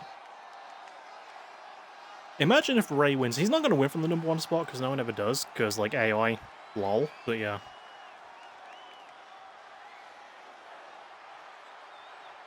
And we have officially breached 2 hours. Mikey comes out pissing blood. I mean, Ray was busted open as well. He was actually cut open worse than Mikey was, so yeah. It would have been hilarious if Ray, if like the damage carried over and Ray was just walking out, but that white shirt had so many blood drops on it. Please let Mikey be number 2. Game, you have the opportunity to do the funniest thing. Ah, no. It's not Mikey, it's Johnny Emerald, I believe. Weirdly, the man I wanted to win the Rumble. I don't think he's gonna win it.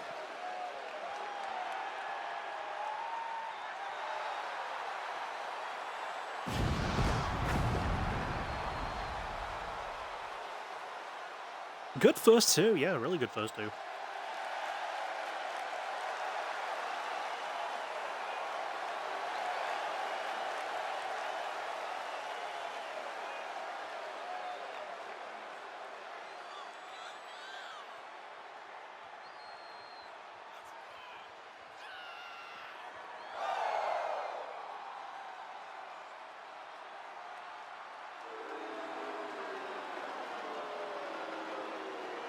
And also, between these two, they're technically AVW Triple Crown champs. Because Johnny is a AVW Tag champ, and Ray is a Heavyweight champ and Chaos champ. And also has a War of Attrition win under his belt.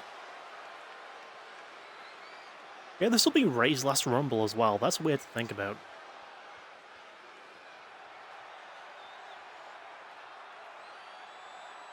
I've also got to make sure to set the thing where, like, we can see what the name of the entrance is. Oh, while I remember too. Actually, yeah, I don't need to do that for that. Right. Match rules. No, we want to go... Options? Yeah. Presentation options. It's not match rating. Superstar HUD, I think. Not Superstar HUD. No, it is match rating. I think. I don't remember. No, control, help, and match rating. Oh god, there's a way to do it, and I don't remember how it is.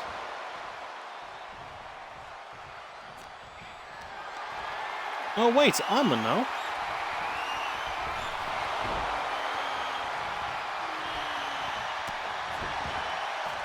Also a good elbow from Johnny.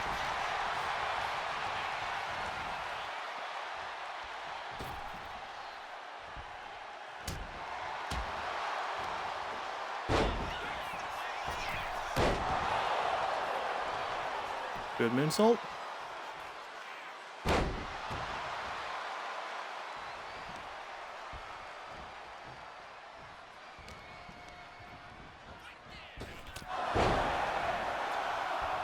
Hang on, did I do it right? I think I did.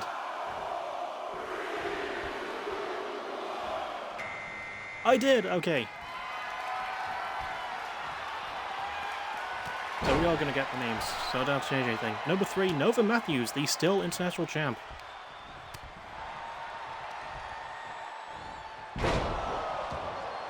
Dragon suplex, pretty good.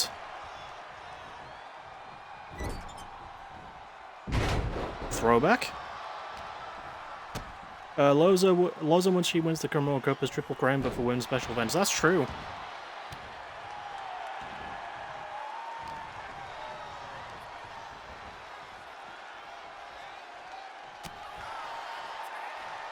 Bully counter from Ray. He's not getting eliminated just yet.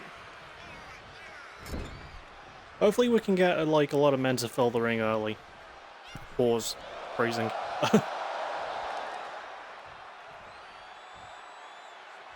Is he going to turn him over? No. We're going to get our 4th entrance. Kick, and the other kick. Tommy Fenn at number 4? The Season 6 Rumble winner, by the way.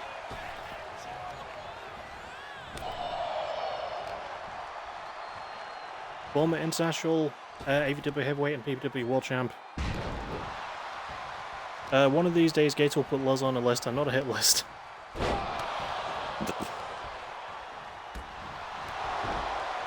It won't be a shit list either. Which is a shout out to the theme song that Connor had in one of Graves' EVET promotions, which was the song Shit List by the band L7. It was a pretty fitting song, honestly. And it was the first time I'd ever heard of L7. Oh, powerbomb long blower there. And lifts the biggest man in the match thus far into the GTS, casually. He's not going to get eliminated yet, though, even though he's stunned. It fucking annoys me that we can't have, like, the old way of just the names and the countdown popping up. Really dumb. Until that, like, dropped and get it. Logan Tempest is 5th one in. Ray landed the Busoku knee onto Tommy, though.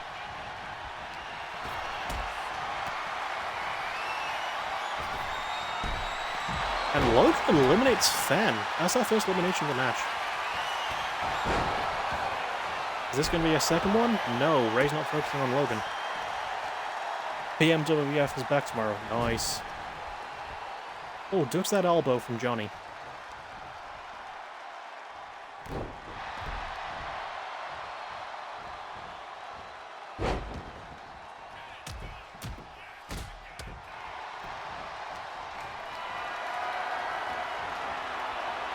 Fenn being eliminated first kind of irks me. I don't like it.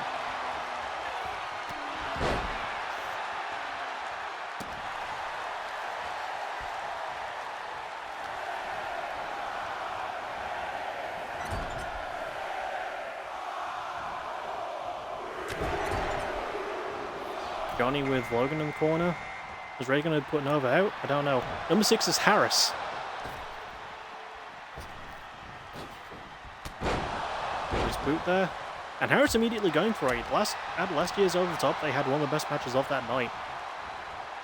And Ray hitting Harris with the tombstone? Casual-like? Alright. They got me in the booking team because apparently, like, I'm useful or something. You are pretty useful. Also, that is a fifth of the entrance. 6, 12, 18, 24, 30. Yeah, a fifth of the entrance. The boot, there goes Johnny.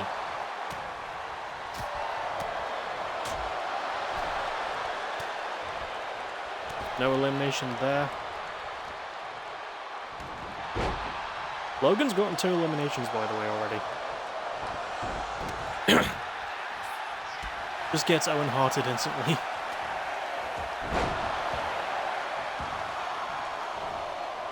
Nice little suplex there.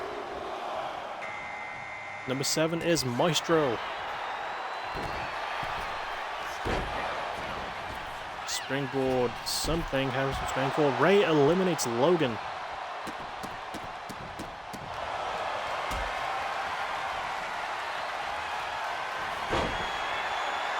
Smells like Teen Spirit Bomb to Harris. Oh fuck, it's the Big Show. Well, it's the Big Show. Oh shit, it's the Big Show. Oh, what a boot to Ray, Jesus.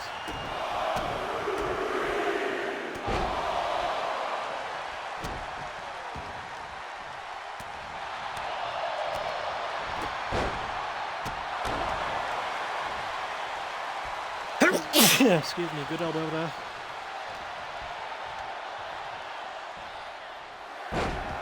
Oh, the AA.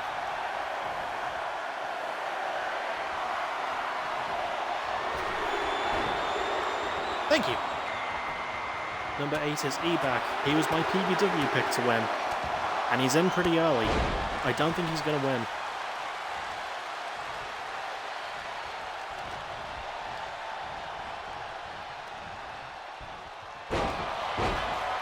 Oh, Niver was hanging on. Oh, was Ray just going... Holy shit, he did. Dumps Maestro out. That's another elimination. Also, most eliminations is tied to a piece between Logan and Ray. Oh, the crusher there. Harris with that springboard elbow. Oh, couldn't get the shoulder tackle. E-Back's still in it. Just a little punch. Is E-Back still going to be in it for much longer? No, he stays in. For now.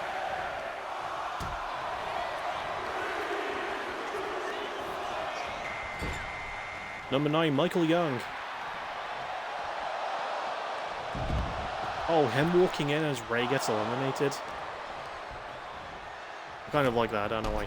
Oh! And he gets tossed out immediately. That was like Teen Spirit Bomb. Holy shit, dude. I like to imagine that Mikey and Ray are just on a brawl on the outside. It would make sense for Mikey to be eliminated though, because he was tied. E-Back gets rid of fucking Nova. That caught me so off guard, dude.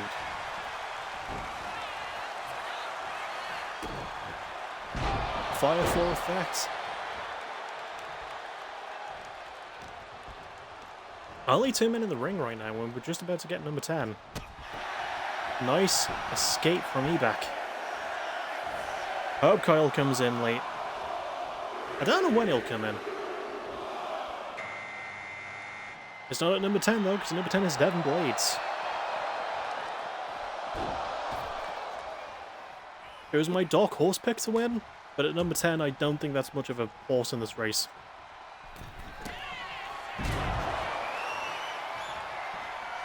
Harris looking for the horror bomb.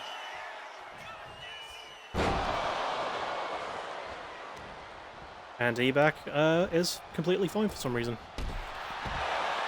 Shoulder tackle, Devin gets rid of Harris. Oh, good Brana there.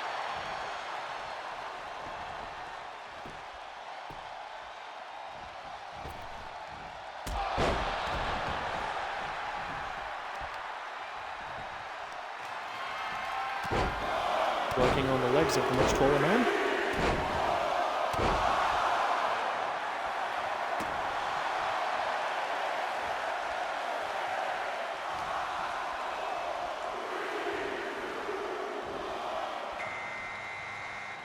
Number 11, Jackson Young.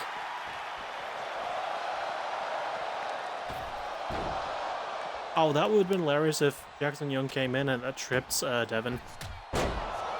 Went for that elbow, did not get it at all. Went for that enziguri, barely grazed. Almost like glazed.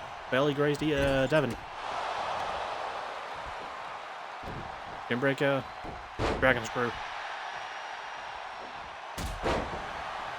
Dropkick didn't affect him much. Thing is, Devin isn't even a power guy, he's just really tall. He's 6'3", I think. Oh, the shoulder tackle. Jackson gets Ebak out of there.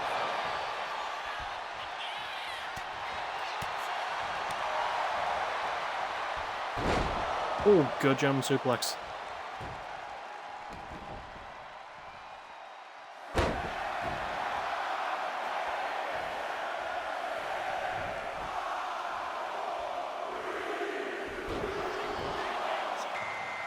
Number 12, Cole Black.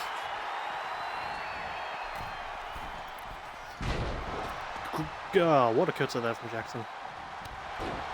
Oh, what a hammer there from Cole.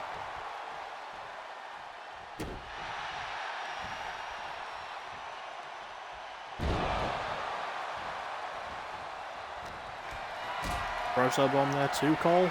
Devin for a power bomb. Maybe trying to get Jackson out of there.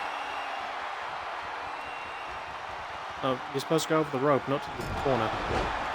Although he does get that clothesline right after. Jesus Christ. I have number 13 winning. Oh, the hook kick.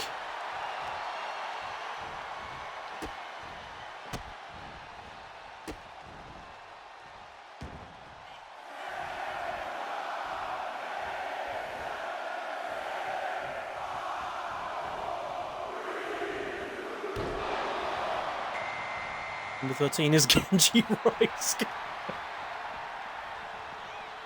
Are you sure you have him winning? I like him, but like... So my house is on Genji. You bet your house on Genji. Not a bad choice, he is really good.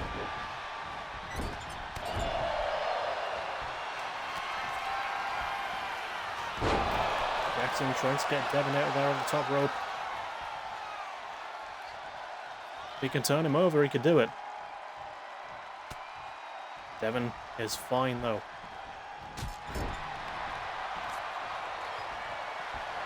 I bet my house on the winner winning. That's risky, dude. You shouldn't do that. What if the winner loses? Oh, that spear, that knocks. Oh, God, went to the Berserker knee. The Cole is gone.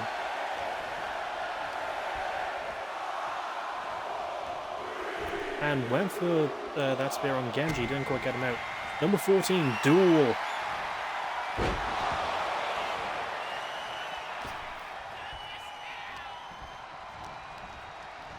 The mark of excellence.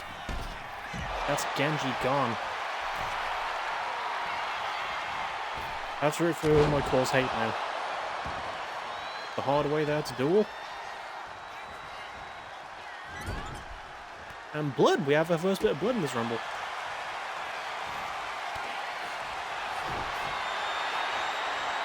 Devin and Jackson are trading some really good exchanges.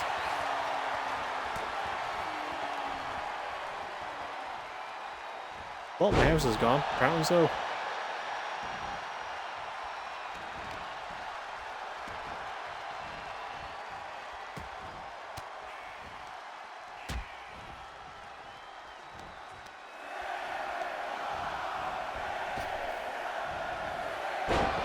Good German suplex to duel.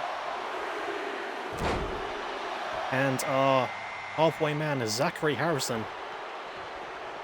You see, I meant 23, it was a typo. You know, not a bad number. That is the earliest number that anyone's ever won a Rumble. So it could work.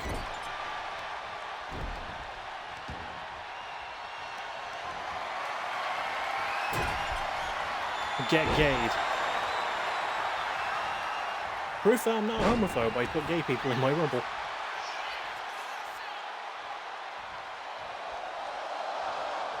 Is Duel gone? No, he's still hanging on.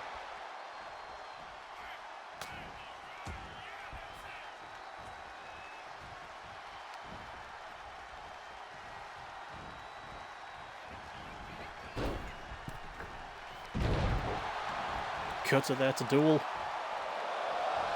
Is Zachary going to get Devin out? He's going to be helped by Jackson. Devin is gone.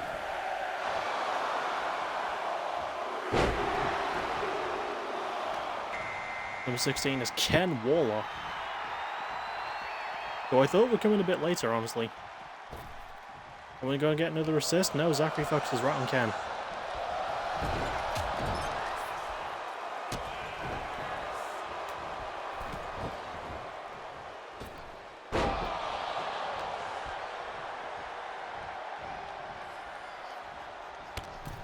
Clothesline. Jackson is gone. I wasn't expecting that, to be honest.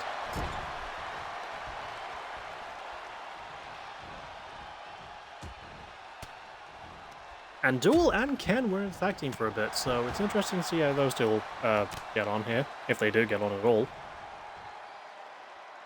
Straight jacket. Oh, the neck breaker. That's sort of a straight jacket, I think. Well, Zachary doesn't quite get Duel.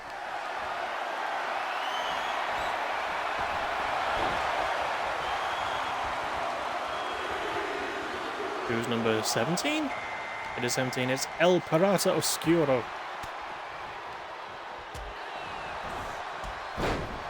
Oh, the famouser.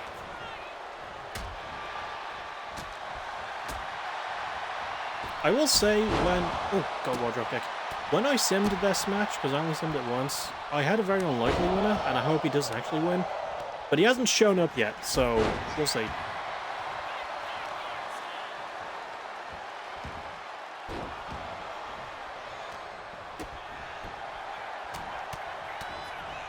Oh, the chops and the knee. Drop block.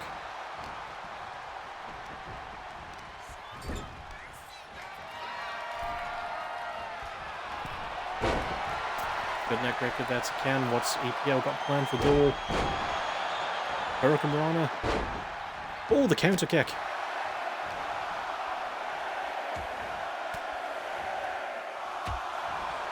Four, 3, 2, 1. Who's next? Michael Locke. Into that boot. Oh God, what a counter there from EPO.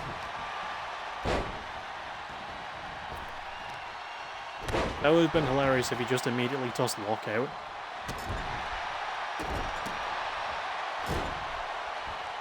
Nice little drop kick in the corner there.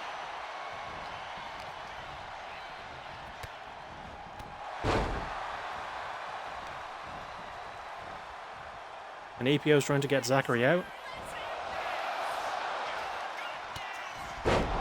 Oh! Steiner screwdriver there to Ken.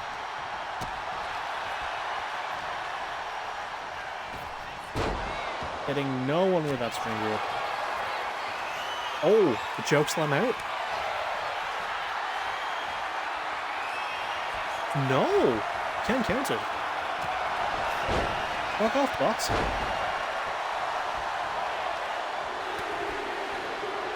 Is this number 20? Number 19, Kyle Mason.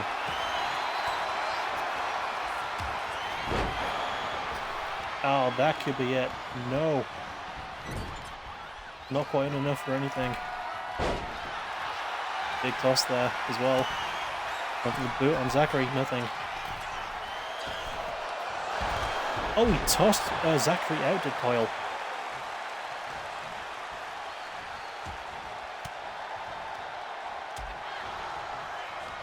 We have 11 men left to come into the Rumble.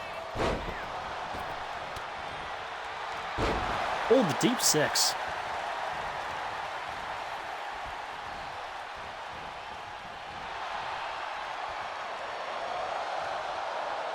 Is Duel gonna help? I don't think so.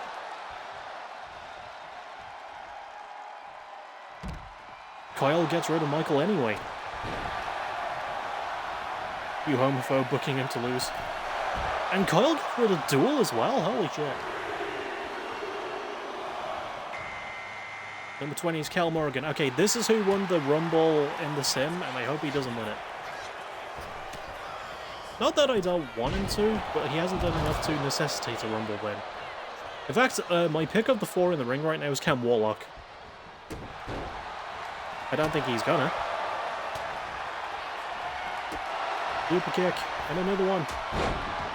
That elbow, that caused EPO to bleed. Oh, there's the knee there from Ken. The boot.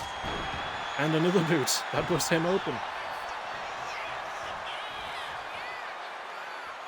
Double team on Kyle. He counters. Oh, bashes their heads together. And they were both bleeding as well.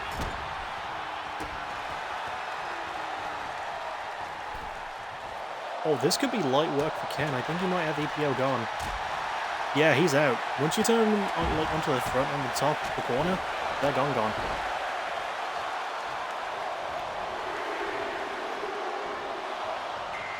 Number 21, Ace Anderson, representing Never Gonna Stop. What an elbow drop there from Kyle.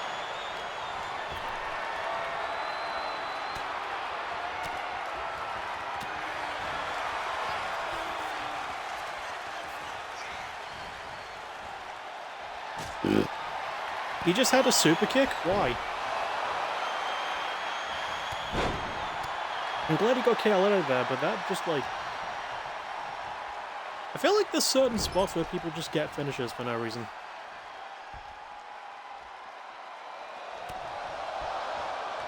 Easy escape from Ace though.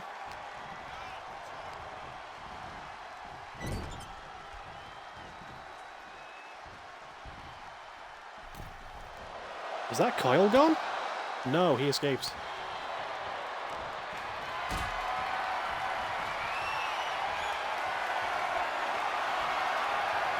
Powerbomb. Powerbomb to the outside. No, Ace escapes again.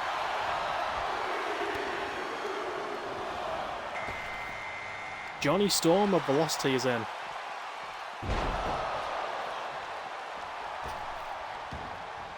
Kyle's doing bits. He's doing pretty well. Oh, over...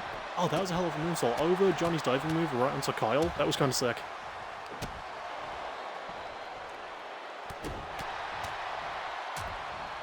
Human Torch? Not that one.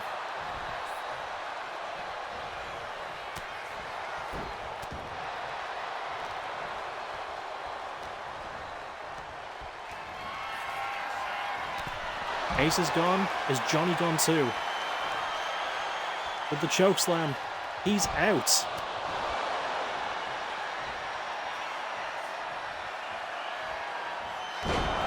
Four limbs.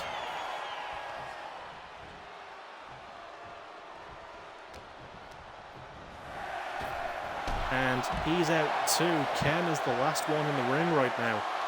I think Ken might do it. I would be okay with Ken winning it. Or number 23, Dr. Wrestling Jr. I would be happy with that too.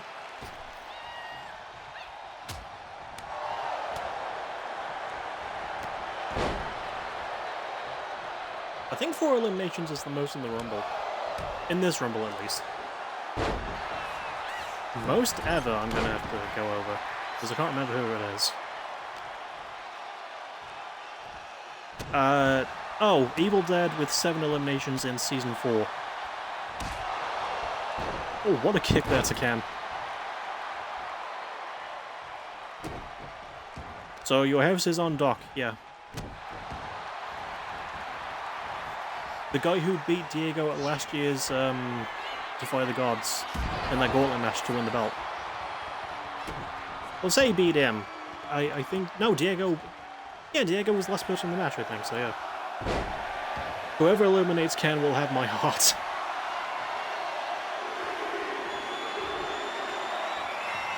'24 Caesar Stone. We have a 5th of the men to go now. Also, I don't like that Caesar's in this late. Open heart surgery. Nice boot there. Please get rid of Caesar early, please. Ken has my heart because Carl eliminated my beautiful gay Aussie.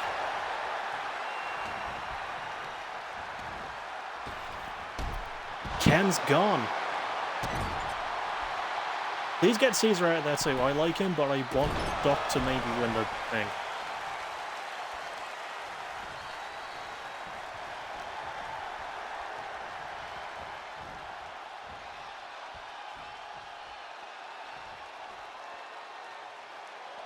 I don't know who the last few would be, well, is the weird thing.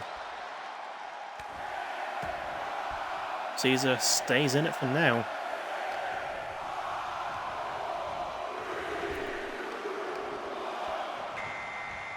Number 25, Jamie Clark. Who I like, but I don't want him to win. Rope walk. Drop kick. 585?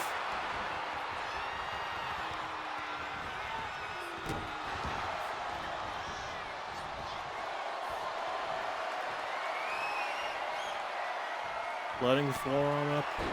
Oh, loading the elbow, rather. Arm drag to Doc.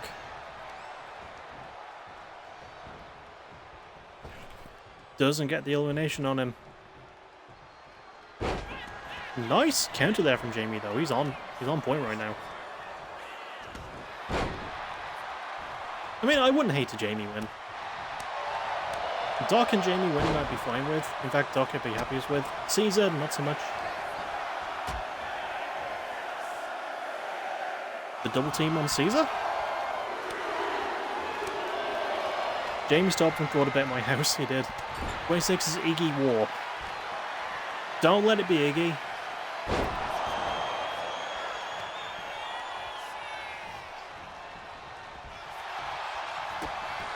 Okay, thank God.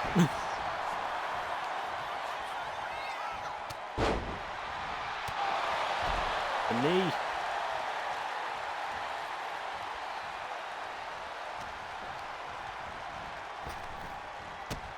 The drop kick, Caesar's gone. Happy with that. Blech. Knee attempt. Iggy's gone. Okay.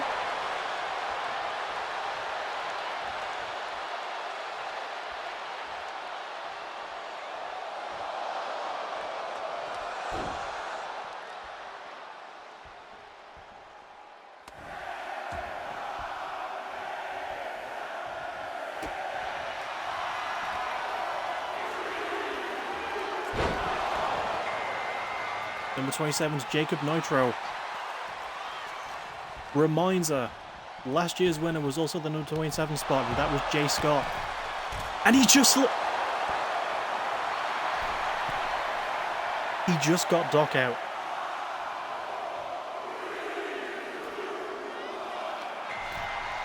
Number 28, Kenny Mitch in his last ever Rumble.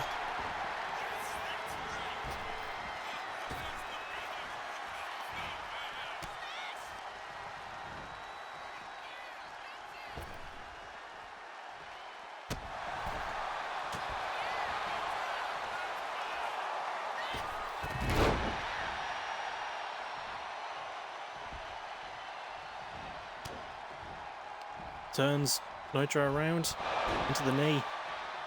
We have 2 more men left to go, and I think I know who they might be. Jake, I guess I'm crushing at yours. Hey, I'll leave some space for you. I have Coke, the drink. Also, I put your house on 30. Damn it.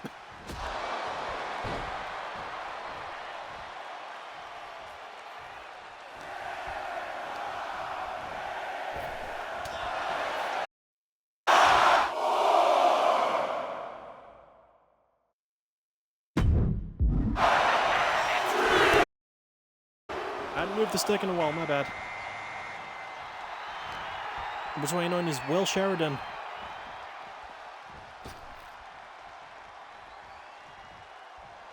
Also, yeah, like, you know, thank you for putting my house on the number. Are they gonna get Nitro out? No. I'm happy with any of these 3 winning it.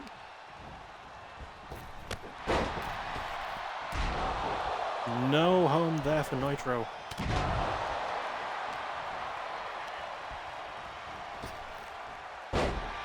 Bullet arm drag. The chops. Landing that suplex really nicely too.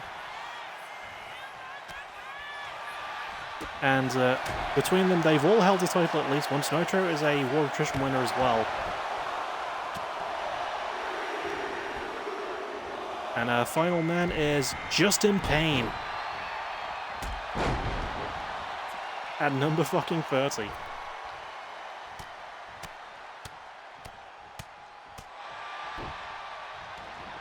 This is a good Final 4. Throwback. My house is on Justin. Alright. Good counter.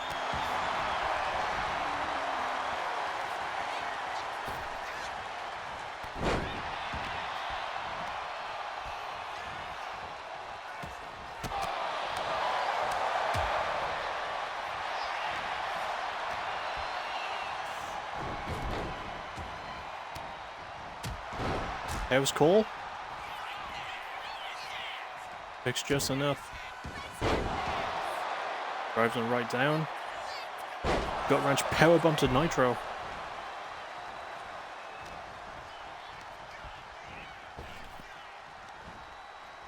No elimination attempt allowed. Will taking I said taking Kenny from behind. Didn't get anything there. The spitball and the no sell, but he landed it again. That was weird as hell.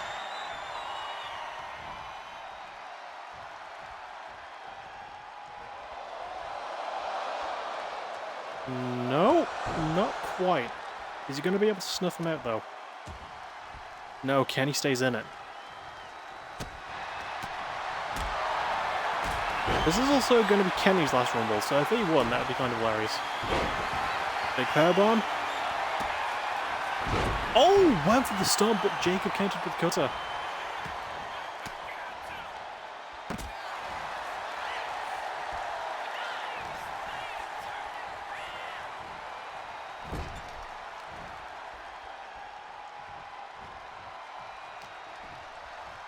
No one's letting anyone get an elimination right now.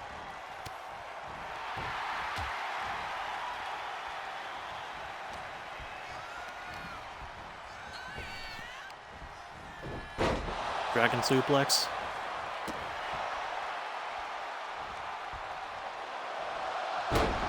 Standing corkscrew sense on. Is Nitro getting Jacob out of there? He is. Nitro is not in there. Sorry, did I say Nitro getting Jacob out? I meant to say is Justin getting Jacob out. Kenny finally wins a match at OTT because it's not versus Diego.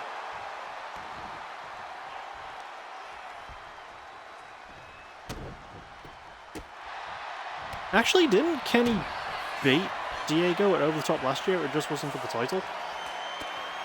Because Diego was champ at the time, but it was a non-title match. Turns around into the lariat.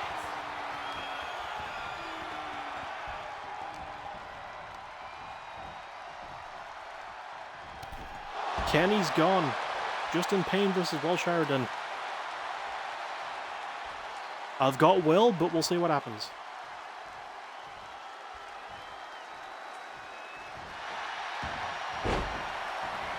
Going to that knee bar. Submissions are not going to help. Shush, do you want crash outs? Ideally, yes. Your house versus Will. I still want Will to win. Fuck my house.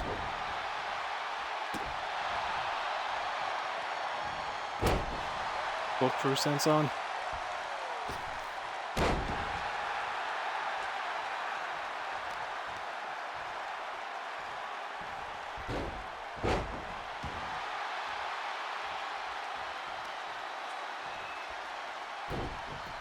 He's keeping Justin grounded, which is quite smart.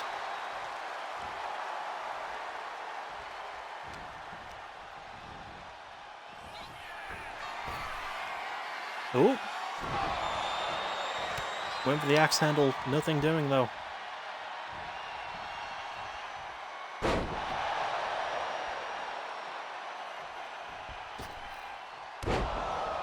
Slips away from the moonsault. I don't know why I said away so weird. Hurricane Rana.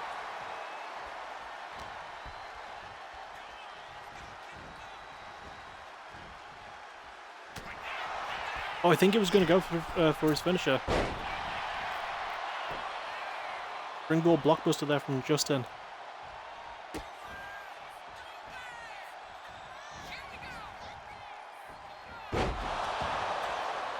Oh, that might be it.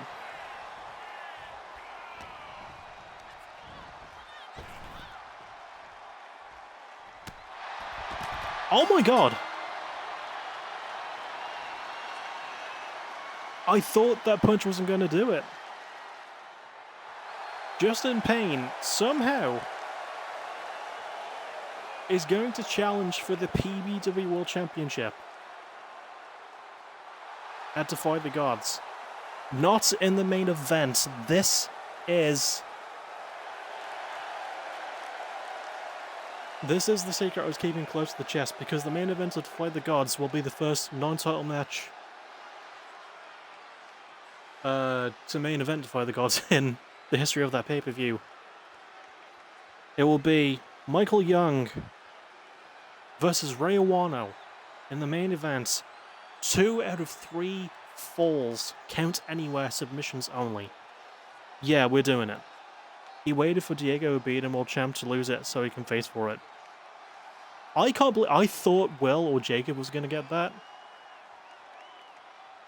Unlikely winner. Not mad about it, and honestly, what a great show. Holy shit, what a good pay-per-view that was. I'm really happy with how that turned out. I lost my house. I'll see you all next week. My house is safe, yeah. I'll see you all next week for the return show. Good stuff. As always, thank you for watching. You're awesome. Hope you have a pleasant rest of your day, because this was a really good show. And even if you didn't enjoy it, I just hope you have a good day anyway.